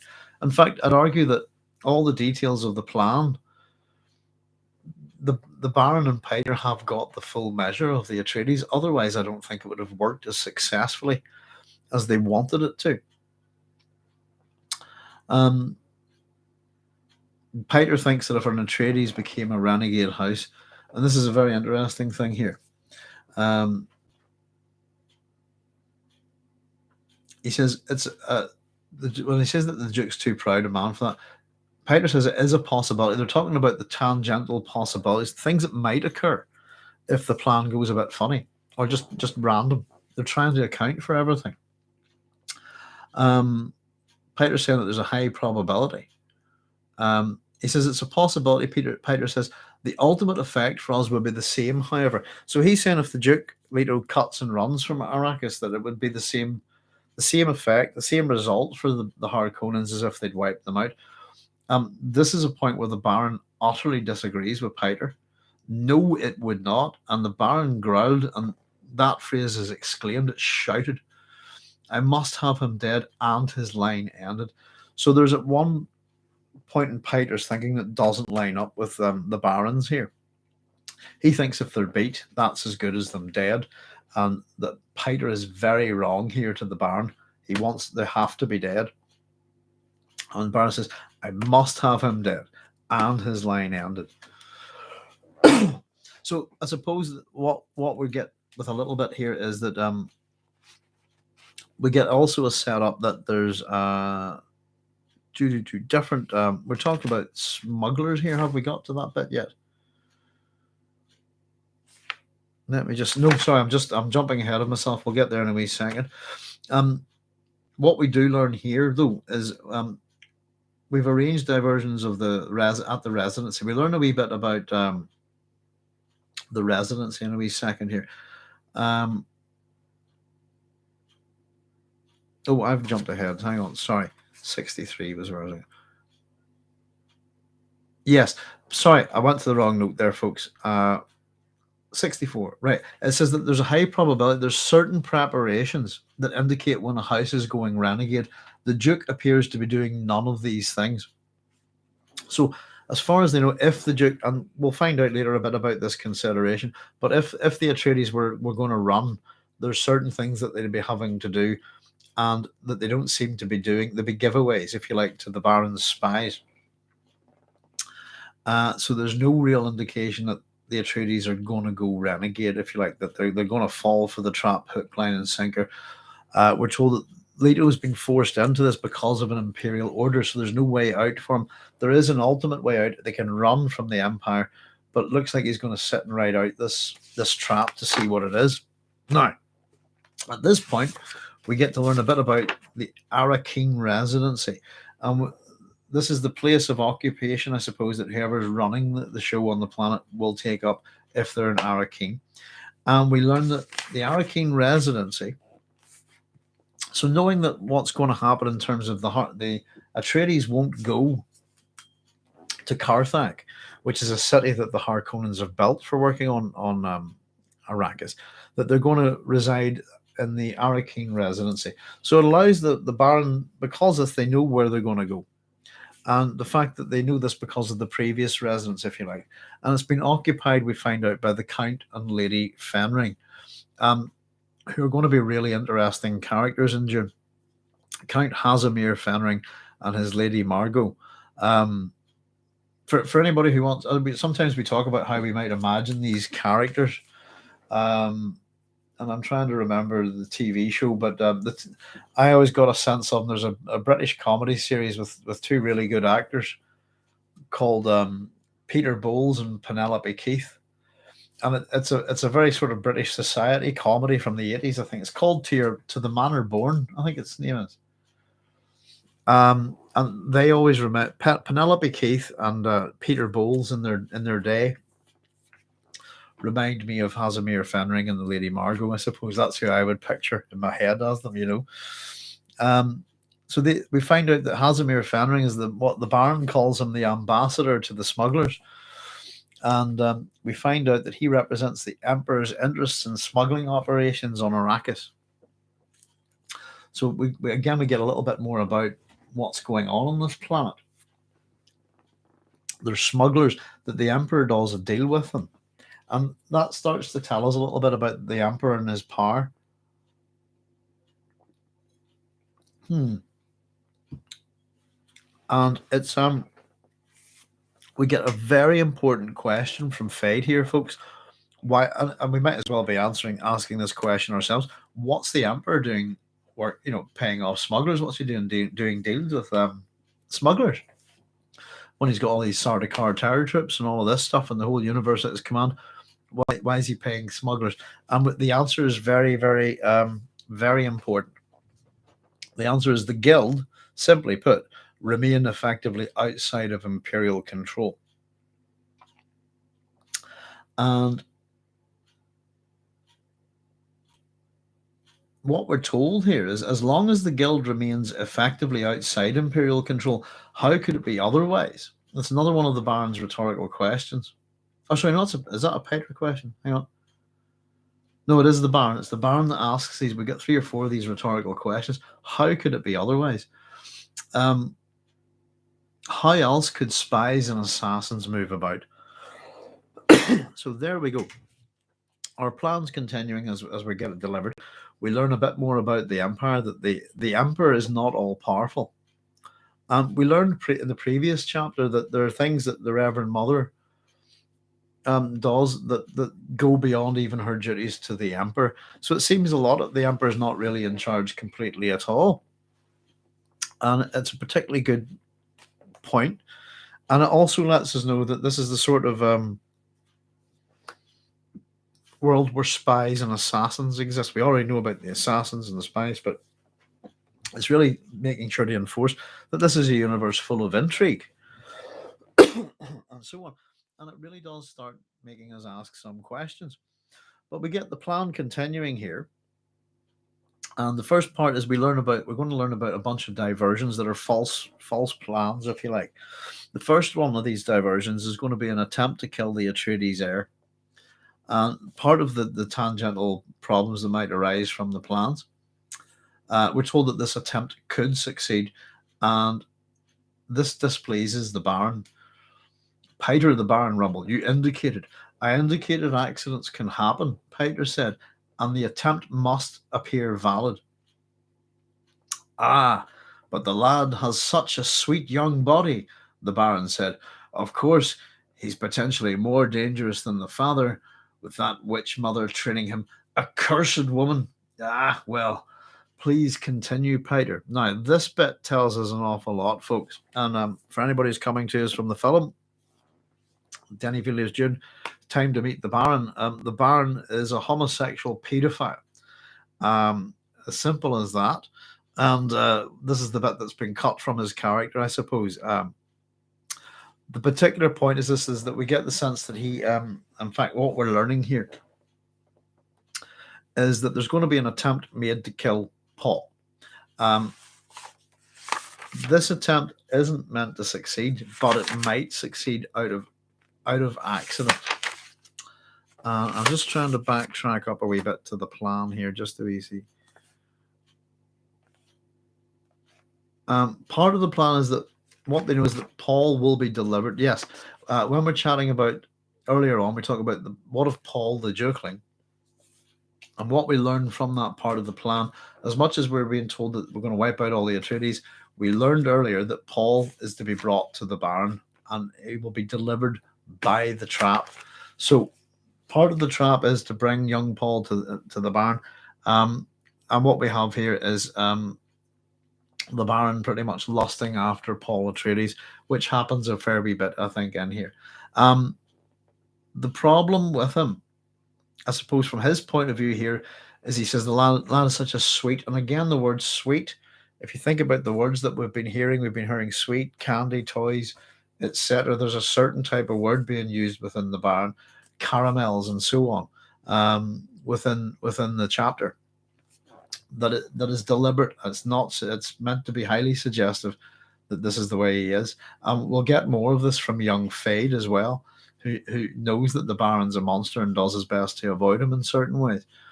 The reason why he's a bit annoyed here is because, simply put, if Jessica, the accursed woman, may have trained Paul to the point where he's too dangerous to be kept by the Baron for his own use, if you see what I mean. So we've had a wee bit of a chat about this stuff before in regards to the Baron. There's a strong association with the character of Paul Atreides with the mythological, probably historical king of Oedipus. Oedipus's father is a guy called Laius. And there are things to do with sons, fathers, grandfathers in Greek mythology. But Laius in particular is I think, a model for the Baron here. And I think we had a wee chat about him in the wee videos we did on the Pelopids there, folks. The Baron's house returned from obscurity, so he knows a return is possible. The only way to guarantee it is obliteration of the bloodline, much like Zaka Zulu learned. Sorry for the spelling. No problem at all. Brad, thank you. Yeah, and what we learn here is that the Baron's playing a long game here. He really is. And the Baron's happy to take a few blows in a certain sense, a few political deaths, if you like, as long as they're not permanent. And he's not too bothered how people see him, I suppose. It is important what is seen at the end, I suppose, is understanding, seeing, knowing is how we enter this chapter. So yeah, and again, we have these associations with this character and a cursed woman. And again, as I said, this is the hatred of Jessica from the two men, I suppose. The Baron's wondering what is it Peter sees it, and I think Peter just wants an opportunity to torture a Bene Gesserit woman, as somebody was saying there. He's a sadist and quite mentally unstable, I think. And we'll learn. I suppose we'll learn why in a wee bit later on. But we also, the Baron is also hating of Jessica, so we get that they have this in common. And again, they're very thin, very fat. They're working against and off each other. They're riffing off each other. So they're meant to be a bit of a compare and contrast, and not only amongst the two men here, but between the two women we've seen in the chapter earlier. So it very much so. Though instead of, I suppose, the contrast comes from the Reverend Mother and Peter, as opposed to Peter and Hawat. But we're learning a lot about Hawat through Peter here. Now, what we learn next, of course, is about poor Dr. Yuri. Why do we call him that? Hawat, and again, it's about manipulation. Hawat will have divined that we have an agent planted on them, So it's all about manipulating what Howard thinks he knows and what he actually does know. And excuse me, folks, I'm going to blow my nose here a wee second.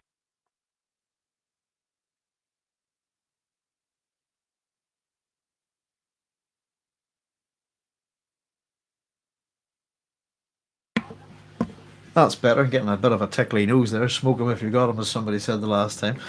Um, very brief smoke there. But yeah, almost everything in regards to the plan is the manipulation of Howard, of poor old Thiffer.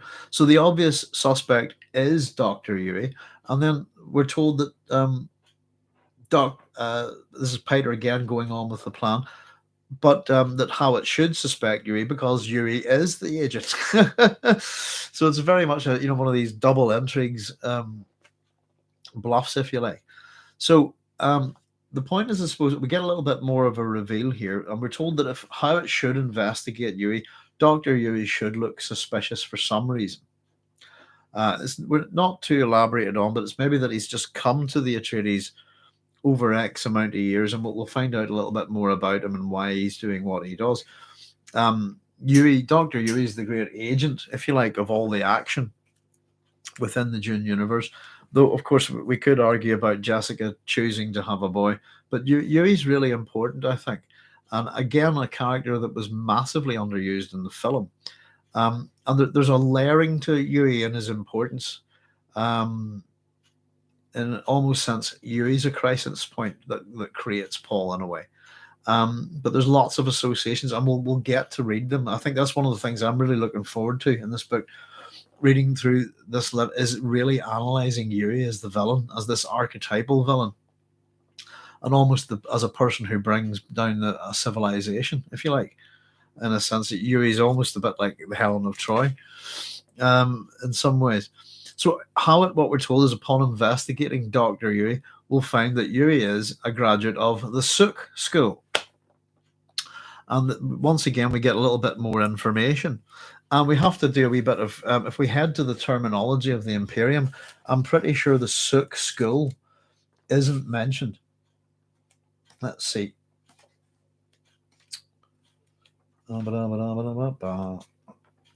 Here, Sook, Sook, Sook. Of course, the Sook, Sook, Sook, Sususuk is also the call of the water seller on Arrakis. And so the word has an association with water that will be associated with Paul.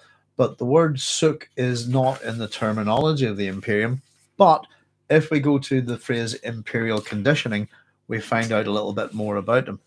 So what we learn is that the Sook School is a medical school. And we're told about Imperial Conditioning. But what we actually find out, let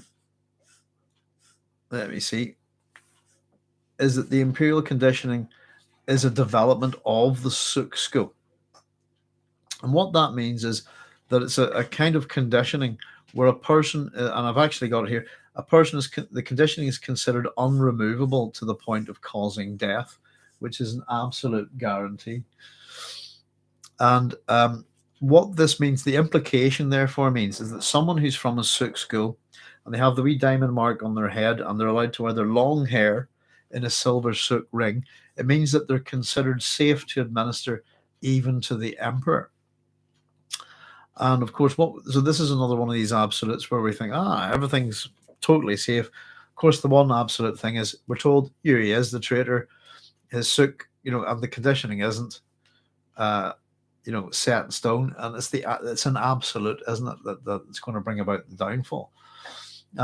Carlos Chryselius says it's interesting that nobody mentions how Harkonnen genes were just as important as Atreides, and every Atreides after Duke Leto was part Harkonnen. We'll be getting to that, Carlos, but you're absolutely correct. Really, Paul, it's I suppose the bit whenever the real part for that, hopefully in the reveal of that as we get to it, is when Paul, I'm a Harkonnen, and so are you, to his mother. So that very much. And we had a wee bit of a mention of this in the first chapter, Carlos. If I jump back to it very quickly, hopefully it's a good job I've highlighted all of this stuff. But it's about Jessica not knowing who her parents are, And as I said, we're going forward as if we're reading this for the first time. Hopefully, I know we're going to bring a bit of knowledge into it, but trying to keep it as fresh as possible. So we get this point where it says, the Bene Gesserit schools don't know their ancestry, and they keep records of their. They keep records though. Paul, about it's the bit where we talk about Paul finding them morally offensive when they talk about separating human stock from animal stock. But it says this affects Jessica, who doesn't know her parentage, and therefore affects Paul. So one of the things we're told, we're thinking, who are Jessica's parents, and what she's told, and what we're told in the book is it was, what's revealed to us by Gaius Hel Mohim at that point is we might have needed to breed her to a close relative. At which point Paul's offended by that as well. So there's little things that Jessica's told she's either this or she's that, and that should be good enough. Of course, it's to do with Paul's background as well, but no, we'll absolutely get there, Carlos. The whole genes, the whole part of the breeding program at this point is the fact that they're inbreeding within family lines, aren't they? So we'll get there. Don't you worry. But it's the thing is what is revealed as we go, and we're doing rightly well again tonight, folks. We're getting there. We have a few more things to cover. Goodness gracious, I've done a lot of work on this. That's it for YouTube to be cutting us off, is a bit isn't it? So Yui is the traitor from what we learned from this, and that the Baron has had this conditioning broken, so that this surety of Dr. Yui, and of course we've already learned that Yui is Paul's tutor, and the next thing we get is diversion number 2 of the plan. And again, these plans within plans within plans, iterations, these triplets, this reiteration of behavior and idea. Diversion number 2 is that Jessica is to be used as a false suspect for Thufir Hawat. And this is what we've been learning, and this is part of being all the poking it between the Baron and Piter as we've been observing it for a while there, to demonstrate that an emotionally upset Mentat isn't much good to anyone. And that they're going to use Jessica to impair the function of the Mentat, Thufir Hawat. And again, as somebody pointed out earlier, this is what all of this has been about. This poking between Baron and Piter is to demonstrate to Feyd a really important lesson. This person, this machine, if you like, is really important to you, but look how easily it can be manipulated. And now let's see how easily my machine has manipulated their machine, if you like. So the audacity of the suspect, being the Duke's own concubine, they're pretty much certain is enough to impair the function of Thufir as a Mentat, just because of who it is, that he'll have so much invested in her emotionally as the Duke's concubine that it'll absolutely send him into a flutter. And of course it does. One of the tangential things that they're worrying about, by the way, is also that Thufir might kill Jessica. And but again, because of as we're told this, goodness, I've closed the book here. As we're told this, let me get back. There we are, number 74. This has the almost amusing impact of winding Piter up a little bit more, of course, because he wants Jessica as a prize, Brad saying the YouTube channel Analyzing Evil does an episode on the Baron. In it is discussed that the Baron doesn't use violence for violence sake at time he voices regret for it as against his Mentat. Very interesting. Yeah. The Baron's compos mentis, in terms of that sense, he's calculating violence as a tool. And the idea, I suppose, does he take pleasure in it? Just because he says so doesn't necessarily make it the case, I think. But he's certainly not to the extent of the sadism, I think, of Piter. I think the David Lynch film, I think it was David Lynch's birthday yesterday, just gone midnight, so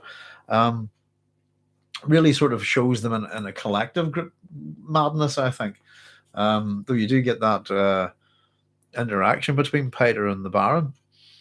So it really is funny that these human computers that have developed out of the great need after the Butlerian jihad that had taken thousands of years to train as human thinking machines. And as I pointed out before, people have been computers. It's been a profession, and probably still are computers.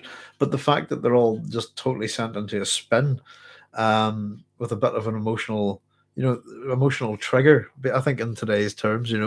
So I've just put a note that it seems to me that the Mentats are a wee bit fragile emotionally, and wouldn't take very much to poke at them. So diversion 3, then, I suppose, within this, that they're going to use Jessica as a false suspect and make them suspect her. The results of that, we're told, it'll distract Howard. It'll cause, and then they're going to embellish this with uprisings in garrison towns. And the result of that is that the Duke will, of course, have to go out and suppress these uprisings. And as he does so, and they're going to sacrifice men and so on to this idea that he'll start to feel more secure, that the more little things that he deals with confidently and successfully, the more happy he'll feel in his position. And once he feels happy, that's when they'll strike, I suppose, when the moment is ripe. And we've had a discussion earlier about the Baron not wanting to move too early. Piter at this point has just been saying you move too boldly, you're too audacious, sorry. And there are a little bit of contradictions there, I suppose. But this is the point where we find out, and as much as we've been talking about these being on the receiving end of one or two of the Emperor's legions of Sardicar, this is where we find out that actually the Atreides, I suppose, in an inverse of that, are going to be on the receiving end of one or two legions of the Emperor's Sardacar, and that they're going to be dressed in Harkonnen livery. So more and more layers to this. Not just we're going to confuse, we're going to try and kill the Duke's son, we're going to mess with his Mentat, we're going to use his concubine as the source of disruption. We're really going to screw with these people mentally. And then once we're done, he'll think he solved all his problems, put them to rest. There may be consequences, whatever they are, but once he feels happy and safe in his house, that's when we'll hit him. And we're going to hit him with the Sardacar. So we get a little bit more about these guys. Sardocar from Feyd-Rautha, he'd be quite impressed. Sardacar! Exclamation mark. Feyd-Rautha breathed, his mind focused on the dread Imperial troops, the killers without mercy, the soldier fanatics of the Padishah Emperor. We're getting a reputation for these guys. And I wonder, did I leave out something really, really funny about the Sardacar? I think I might have done. I might have missed it, actually, when we were talking about them earlier. Just very quickly, because I know I had it in my head. Sardacar. There we go. Oh, I did. I left this out earlier. Sorry, folks. I had really meant it was one thing. It was just about the Sardacar and their training, etc. And it was back when we were discussing the first mention of Gidi Prime, and we broke up the word Sardacar, and we were talking about the Sarbadars and so on. But it says at that point that the abilities of the Sardacar are reputed to approach those of the Bene Gesserit. And if we pay attention to little things like that, the Emperor's, deadly soldier fanatics, they're so. But wait a minute, the old woman from before, she could wipe the floor with one, is kind of what that statement says. We really should think about absolutes, the deadliest, absolutes go very badly wrong for people in this book, I think. Dear, oh dear. So we get a little bit more about them. They're dreaded Imperial troops. They're killers without mercy, fanatical soldiers. And of course, this again, Feyd is getting told, "You see how we trust you now." And there's a certain hint of, it says, "No hint of this must ever reach another great house, else the Landsraad might unite against the Imperial House, and then there'd be chaos." And again, we get a sense of another bit of plan. We were told earlier by the Baron himself that, the great houses are going to know that it's I that crushed House Atreides. The bit that we don't want them to know is that I got help.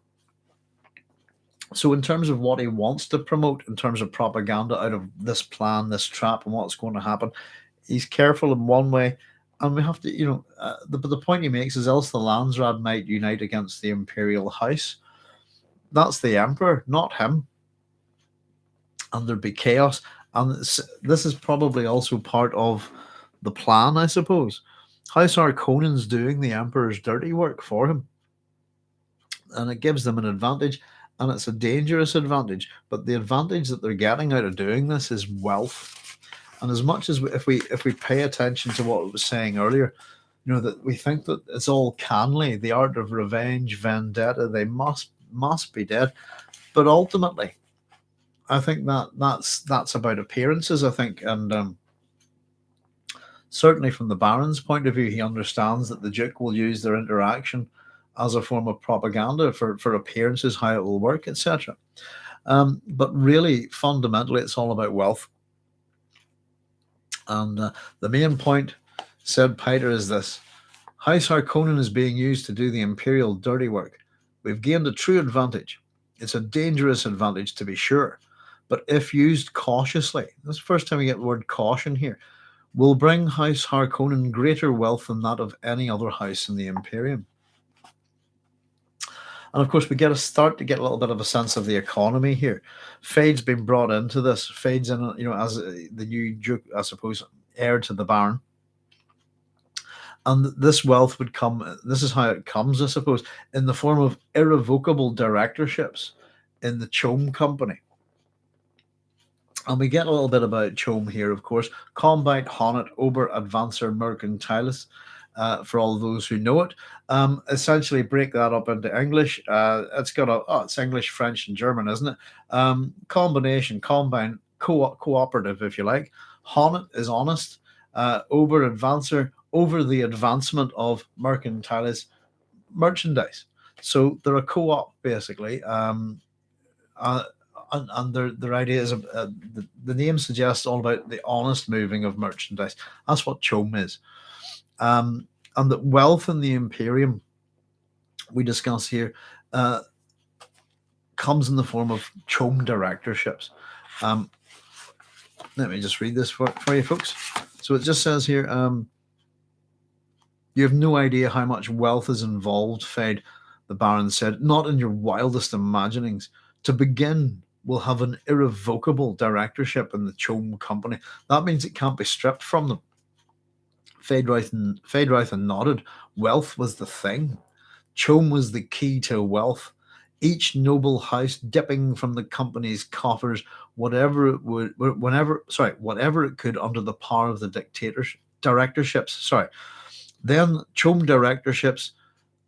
I can really read today. Those Chom directorships, they were the real evidence of political power in the Imperium, passing with the shifts of voting strength within the Landsraad as it balanced itself against the Emperor and his supporters. So we get a little sense of what we have, the Imperial tripod within Dune, the economic tripod as well, the power play, the Landsraad, the houses of the Landsraad, with the Emperor and his supporters, and we have Chom.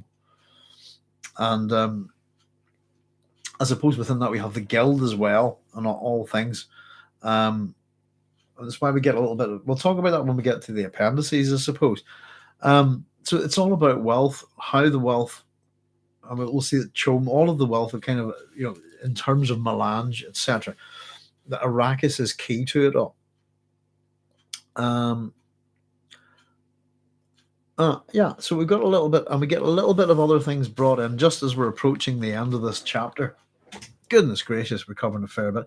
An awful lot revealed here, I suppose, and we've got to piece it together in our minds. And the next thing we get is an attempt that Leto might flee. He might run. And we get the first mention of the Fremen here, I think, possibly in this chapter anyway. Must check that. I think we mentioned of the Will o' the Sand people before, didn't we? The Duke Leto may attempt to flee to the few Fremen scum along the desert's edge. And we'll learn that there's not a few Fremen much later, and that's something that the Harkonnens or the Empire don't really know. Or he may try to send his family into that imagined security We're told, but that path is blocked by one of His Majesty's agents, the planetary ecologist. You remember him, Kynes. And of course, Feyd remembers him. The Baron said, get on with it. So the point is that the Harkonnens have been on Arrakis for a long time. They know who Kynes is. And we're told that he's the Emperor's agent, and that there's a way out of the Atreides into the desert via the Fremen, but the Emperor's agent, Kynes, we're going to learn is Liet Kynes, is blocking this road. And it's a wee bit of an interesting thing, I suppose, because at this point when we have the mention of Kynes, Feyd remembers him, the Baron says, get on with it, and then we get this mention. Piter says, you do not drool very prettily, Baron. Piter said, the suggestion, just that mention of drool, just after Kynes, we're going to see about spitting and giving moisture later on, and you do not drool very prettily, but he does drool, and is that the suggestion? The Baron's drooling at this point, and if we think about that in terms of giving moisture, etc., that kind of thing, it'd be quite funny. Goodness, I've gone back a page. There we go.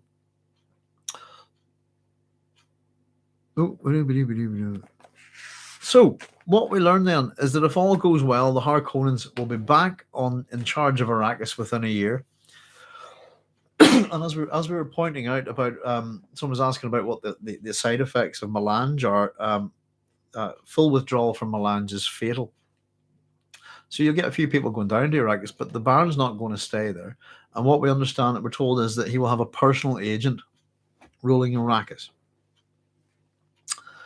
Let's see. If matters go as planned, House Harkonnen will have a sub-fief on Arrakis within a standard year. So they plan it to be real quick. Your uncle will have dispensation of that fief. His own personal agent will rule on Arrakis. More profits, indeed, says the Baron. And we get this little bit of info here, and I think it's quite interesting. From the Baron's point of view, the Harkonnens have tamed Arrakis. Apart from, as he puts it, apart from some mongrel Fremen and the smugglers who are bound to the planet almost as tightly as the native labour pool. It's an interesting wee way of putting it. Bound to the planet in the same way as the native labour pool. Interstellar space travel, you can go wherever you like, I suppose, if you've got a bit of money to pay the guild. But people can't leave this planet. And it's the suggestion that they're bound as tightly to the labour pool, something about being bound to the planet. I've just put in a wee note on my book here, cannot leave, ? And we get the Baron, off he goes again. This is this wee reiteration. And the great houses will know that the Baron has destroyed the Atreides. Oh, sorry, this is Piter. Sorry. And the great houses will know that the Baron has destroyed the Atreides, Piter said. They will know. And again, that's reiterating the Baron from earlier, imitating him in a way. And they will know, the Baron breathed.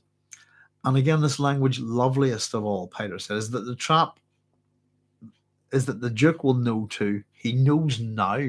And here's that reiterative. He can going to jump ahead of myself again. He can already feel the trap. And sorry, I was going to go for this question again, but it's true the Duke knows, says the Baron. And the voice held a note of sadness. He could not help but know. More is the pity. And I think at this point, loveliest of all, lovely. Again, the words lovely, exquisite. They're beautiful, pretty words used in terms of traps and murder and all this subterfuge and so on. And he could not help but know.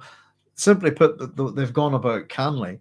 The Duke should know that this is a trap. And part of the Baron's nature, I think, is disappointed that the Duke sees a little of it coming, but maybe not from where he doesn't see where it's coming from, I suppose. And at this point, and again, how he could not help but know, more's the pity. I was almost thinking that was like a question there. How could he not know? Um, so at this point, I suppose this is where we get the Baron coming out of the shadows here. Just this last part of this chapter, when we see him now, we get to see him. And this is where I think the writing goes a wee bit interesting, but let's have a wee chat. This is the last thing we get to see. We see him as he emerges from the shadows. The Baron moved out and away from the globe of Arrakis. Just as we started this chapter with his hand on the globe, the Baron moves out away from it. As he emerged from the shadows, his figure took on dimension, grossly and immensely fat, and with subtle bulges beneath folds of his dark robes to reveal that all this fat was sustained partly by portable suspensors. Harnessed to his flesh, he might weigh 200 standard kilos in actuality, but his feet would carry no more than 50 of them. "I am hungry," the Baron rumbled, and he rubbed his protruding lips with a beringed hand, stared down at Feyd-Rautha through fat enfolded eyes. "Send for food, my darling. We will eat before we retire." And so this just, as much as we get characters described, etc., he's been a shadow with a fat hand and a basso, grumbly voice that laughs a bit in the shadows. But that's all we've seen of him up until this point. It's interesting that whenever he's brought out, he's grossly and immensely fat. These use of adverbs with him there. Gross and immense, subtle bulges, and again fat. This fat sustained partly portable suspensors harnessing his flesh. So the great deal is to focus on his fatness here, I suppose. 200 kilos. And we must wonder why his feet could carry no more than 50 of them. And just all of this language and tension that we've had, this back and forth banter, it seems that he's finally got the plan out and it's just time to, I'm hungry. And again, we get this description. He's rumbling. He rubs his lips, with all these rings on his hand, and he's staring at Feyd with, again, fat and folded eyes. And of course, he says, "Send for food, my darlings. We'll eat before we retire." And again, it slightly suggests, "Send for food, my darling. We will eat before we retire." There's a little bit suggestive there. And the emphasis, food, fatness, etc. His appearance is everything to suggest physical villainy, I suppose. And wouldn't he have made a much more? I suppose it's one of these things that Herbert does with the Baron, as he paints him in a particular way. It's his physicality and his sexuality that make him repugnant to the reader in Frank's mind, I think. But it's his intellect and his cunning and his deviousness that make him appealing to the reader. I think that he is a great villain. I don't know what you guys think about him, but there we've reached the end of chapter 2, folks, and it ends on food, and we've met the Harkonnens, and what an interesting bunch. And again, I just sort of pointing out, the language used with them. A lot of the terms with the Baron are to do with sweets, sweets and toys. So there's again the fact that he's lusting after Paul, this kind of thing. So it's one of the things that a lot of people have talked about in terms of the new Dune, etc. And how do you approach the Baron? I suppose I don't think the TV series presented him particularly in that way. The David Lynch series presented him very much, with a lot of his characteristic attributes intact. And of course, within Denis Villeneuve's new film, all he seems to be is a fat man who floats and mumbles. And I was appalled by the new Baron, because we've just gone through quite a short chapter and got an introduction to him. What a character! The three of them. We get to observe a lot of this kind of through Feyd in a way. Who's kind of he's the outsider like we are. He's being brought into this this power play, if you like. So we're being brought in with him, and it's a good wee technique that Herbert uses. But influence for Jabba the Hutt, quite possibly. I wouldn't see why not. Oh, there's so much from, I suppose, the little ideas from Star Wars. But yeah, I suppose you get this sense sometimes within. It's very much an outmoded thing, but grossness of appearance, your actual physicality of your villain can often be tied into their behavior in a lot of literature. So yeah, what sort of speaks to the fears in your own society, that kind of thing. Um, but he is a very intellectual villain, I have to say, and I don't know. Sometimes the physicality of the Baron, or not the physicality, the Baron's sexuality, it's not really that well explained, or it's just it seems, I don't know, is it a sickness of his power or something like that? I dare say they've gone into his character in a lot of detail in the extended universe, but as we're just getting to know him, we're working through the book chapter by chapter. This is an introduction. As we'll get to it, we're going to learn a lot more about these guys. But in terms of, we've been introduced to Paul, his mother, and the Gaius, Reverend Mother Gaius Hel Mohim. On the flip side of it, here we've been introduced to Feyd, the Baron, and Peter de Vries. And we have a number of people talked about in the background, mainly the Emperor and Leto. We've got a real build of a sense of the intrigue of this universe, which again we picked up some of it in the previous chapter. There's poisons and assassins and things like this. In this chapter, we learned that there's slavery, all sorts of drugs, that there's a kind of ritualistic process of vendetta that goes on. Murder's okay, all of this kind of thing. And we also learn, well, we learn loads, but we learn that it's I'd argue, a very dangerous and quite interesting universe. And I don't know what people think. I suppose that one of the arguments that we get from people is that Dune's difficult to read. We're 2 chapters in. I don't think so at all. I think it's quite the way that the action, the exposition, and how the story's unfolding. If we're again, everything what Frank Herbert says he likes to do is right there on the page, and it depends on how much detail you want to look at. I've been, look at this. There we go. There's the Baron's fat on eyes and so on. I've been doing me doodles and things as I go, and it really is interesting that there is so much attention to detail in this book. Chaya says he's controlled by his appetites rather than being in control, even though he thinks he's in control. Brad saying, or is the God Emperor an inversion? No.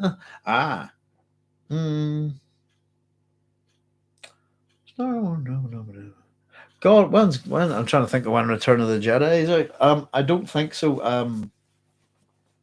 The idea that Jabba's a big slug or anything like that. But the idea of the God, regardless of what year that came out, I'm thinking Return of the Jedi must be what, about 1983 or something like that, maybe a bit later. The God Emperor is very much meant to be a worm. I suppose, yeah, it's just another extension of the worms, I think, from the book. But yeah, George Lucas takes so much from all over the place, to be honest with you. Yeah, and Dune is a real hodgepodge. It is a mishmash of so many things. And I said there'll be different readers from all over the place, different, our different sets of skills in terms of language or whatever we're brought up, or our understanding of stories and myths. We all get different things. It's nice to be able to sort of kind of put them all into the one melting pot, if you like, into the one cauldron. But just in terms of writing, how Herbert's setting up his action here, how he's setting up his story with so many lessons, and we're being taught as we go. The book is being presented as a series of lessons, and we are getting that. As he said, those he uses the Jungian mandalas to sort of pair off characters and this, make them opposites and compare and contrast. So we're getting an awful lot of that, and we've got not just new characters, new aspects of a society, new planets, new drugs, new kinds of behavior, and of course all the very old kinds of behavior as well. Speaking of the Baron, not Jabba. Yes, I thought you were. I got that, Chaya. I don't think Jabba the Hutt has got much of a character in Star Wars at all. But there we go. So there's a few wee things. I've wee bits and pieces on Caladan for the next one. I've already started work on the next chapter, and but yeah, the Baron, apart from his, there's not too much. It's not all obvious, but there's a lot of suggestion about him there, and the language that's used by Herbert. If we go and we do pick words apart within this book, certain words are used with certain characters, and it does take a wee bit of an eye for detail, I suppose. But I think it's, in terms of what I was saying, that the first chapter of Dune, I think, is a very strong opening in terms of science fiction books. In terms of any books, it's a great introduction, and I think it's one of the reasons where me talking about Gaius Helen Mohiam being one of my favorite characters, and highly underused character, I think, sadly, because the way that's all set up in chapter 1 of Dune is brilliant. But this is, as we're told to look at that, to look at the Atreides, we should look at these guys. This is almost another opening chapter, but from the bad, as opposed to jumping over to the antagonist point of view. And it almost works in a whole series of ways, like an opening chapter, I think, as well. And again, this one's about understanding, seeing, and knowing. And yeah, I have to say, I really enjoyed reading through. Villains tend to be more fun than your heroes, I suppose. In terms of study, I think that's generally the case. If you look at some of these books, I suppose, but and I think this is it's a tough one whenever it comes to studying Dune, if you like, because your hero in a way is a villain. So this is one of the things. As much as I'm saying, oh, the Baron's a fantastic character, look at what a great villain. Paul is also can be looked at in the same way, because we could argue about, as much as Paul, it's one of those things that we started off the night saying you can talk about protagonists, heroes, this kind of thing. Heroes and villains, protagonists and antagonists, villains. Paul fits into an awful lot of these. Paul can be the protagonist of Dune. He can be the antagonist of Dune. He's the hero. He's the villain. In a sense, if you know what I mean. And it's one of the interesting aspects about Dune is that the way different characters fit into different archetypes. We have a little bit in terms of the language used there today with as I said, some people, there always has been a consistent problem with how the Baron's perceived as a gay character, I suppose, if you want to put it that way. But I think, yeah, it's not the only aspect of his character. And I think the main problem when people look at the Baron and see a problem with him is that they'll pull one part of his character out and go, he's that, or don't associate that with that kind of thing. He's a literary character, and he's meant to be villainous and I suppose gross in an obvious way, but that's not his real villainy, I think, at all. It's maybe it's his mind that's really villainous, I think. Bound to the God Emperor. No worries at all, folks, at all. How are we doing with time? 2.5. We did another wee video. We got cut off there, folks. This so what I'll do is I'll put them together and call them part 1 and part 2. But good. It's been a bit of fun. I hope I haven't. I've got a lot less notes for this one. I got to how many? 90 for this chapter as opposed to 113. And I suppose I am noticing wee things even as I go forward. There's other wee things in particular within that chapter. I suppose that the Baron's rhetorical questions kind of reinforce things, and they're kind of meant to present knowledge. And how could you not know this? if you see, I mean, they almost work in the negative. And again, we're just learning so much about this world and its characters, and it's all unraveling in front of us, and I think it's fantastic.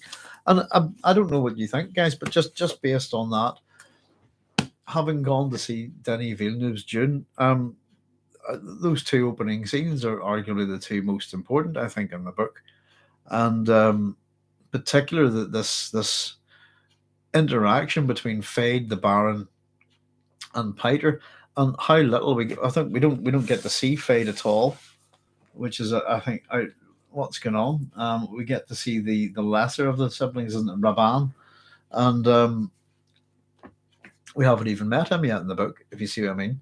And just that interaction between Piter and the Baron. Piter is such an interesting character. I'm not too sure. Is the actor David? Is it David? Das I'm very bad at pronouncing names. Das Malchian, I think, is his name. Who played Piter in the Denis Villeneuve version there? A pretty decent actor, and just even the look okay. But yeah, I thought looking great on the screen. Let's see what you can do. And he's just not there. And I I felt really bad for myself as not getting to see a great character. And I actually felt really bad for the actor because what a part to get your teeth into. Piter's an absolute, and we see him a little bit in the David Lynch, is it with Brad Dourif, who, those little silences and interactions between the Baron, as I said, often give it that proper sense that one of the ways of looking at Dune is, as it's been put, is as a psychotic family novel. As much as we talk about quite a few different ways of looking at the book, but there you go, folks, just again tearing through this and trying to point out what little things we can see, and looking forward to chatting about Caladan with the planetary lore and looking for the myths, I suppose, as well. And sometimes they're not there and sometimes they are. I'm looking for the wee cultural references, but so far we've got French, German. What else we got? We've got Spanish. We've got Arabian, Persian, blah blah. Just within a couple of chapters, and references to all sorts of things.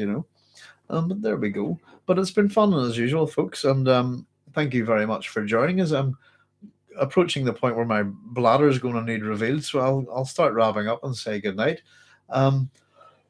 Excuse me. Just to recap for us, folks, we'll be back on Sunday with Chapter 3. If anybody wants to read up until that point, as I said, there are no chapters in Dune, so that will be the chapter beginning. Thus spoke St. Alia of the Knife. The Reverend Mother must combine the seductive wiles of a courtesan with the untouchable majesty of a virgin goddess. So it's page 23 in this of the, I suppose, the 50th anniversary trade paperbacks. But as I say, we'll read from epithet to epithet.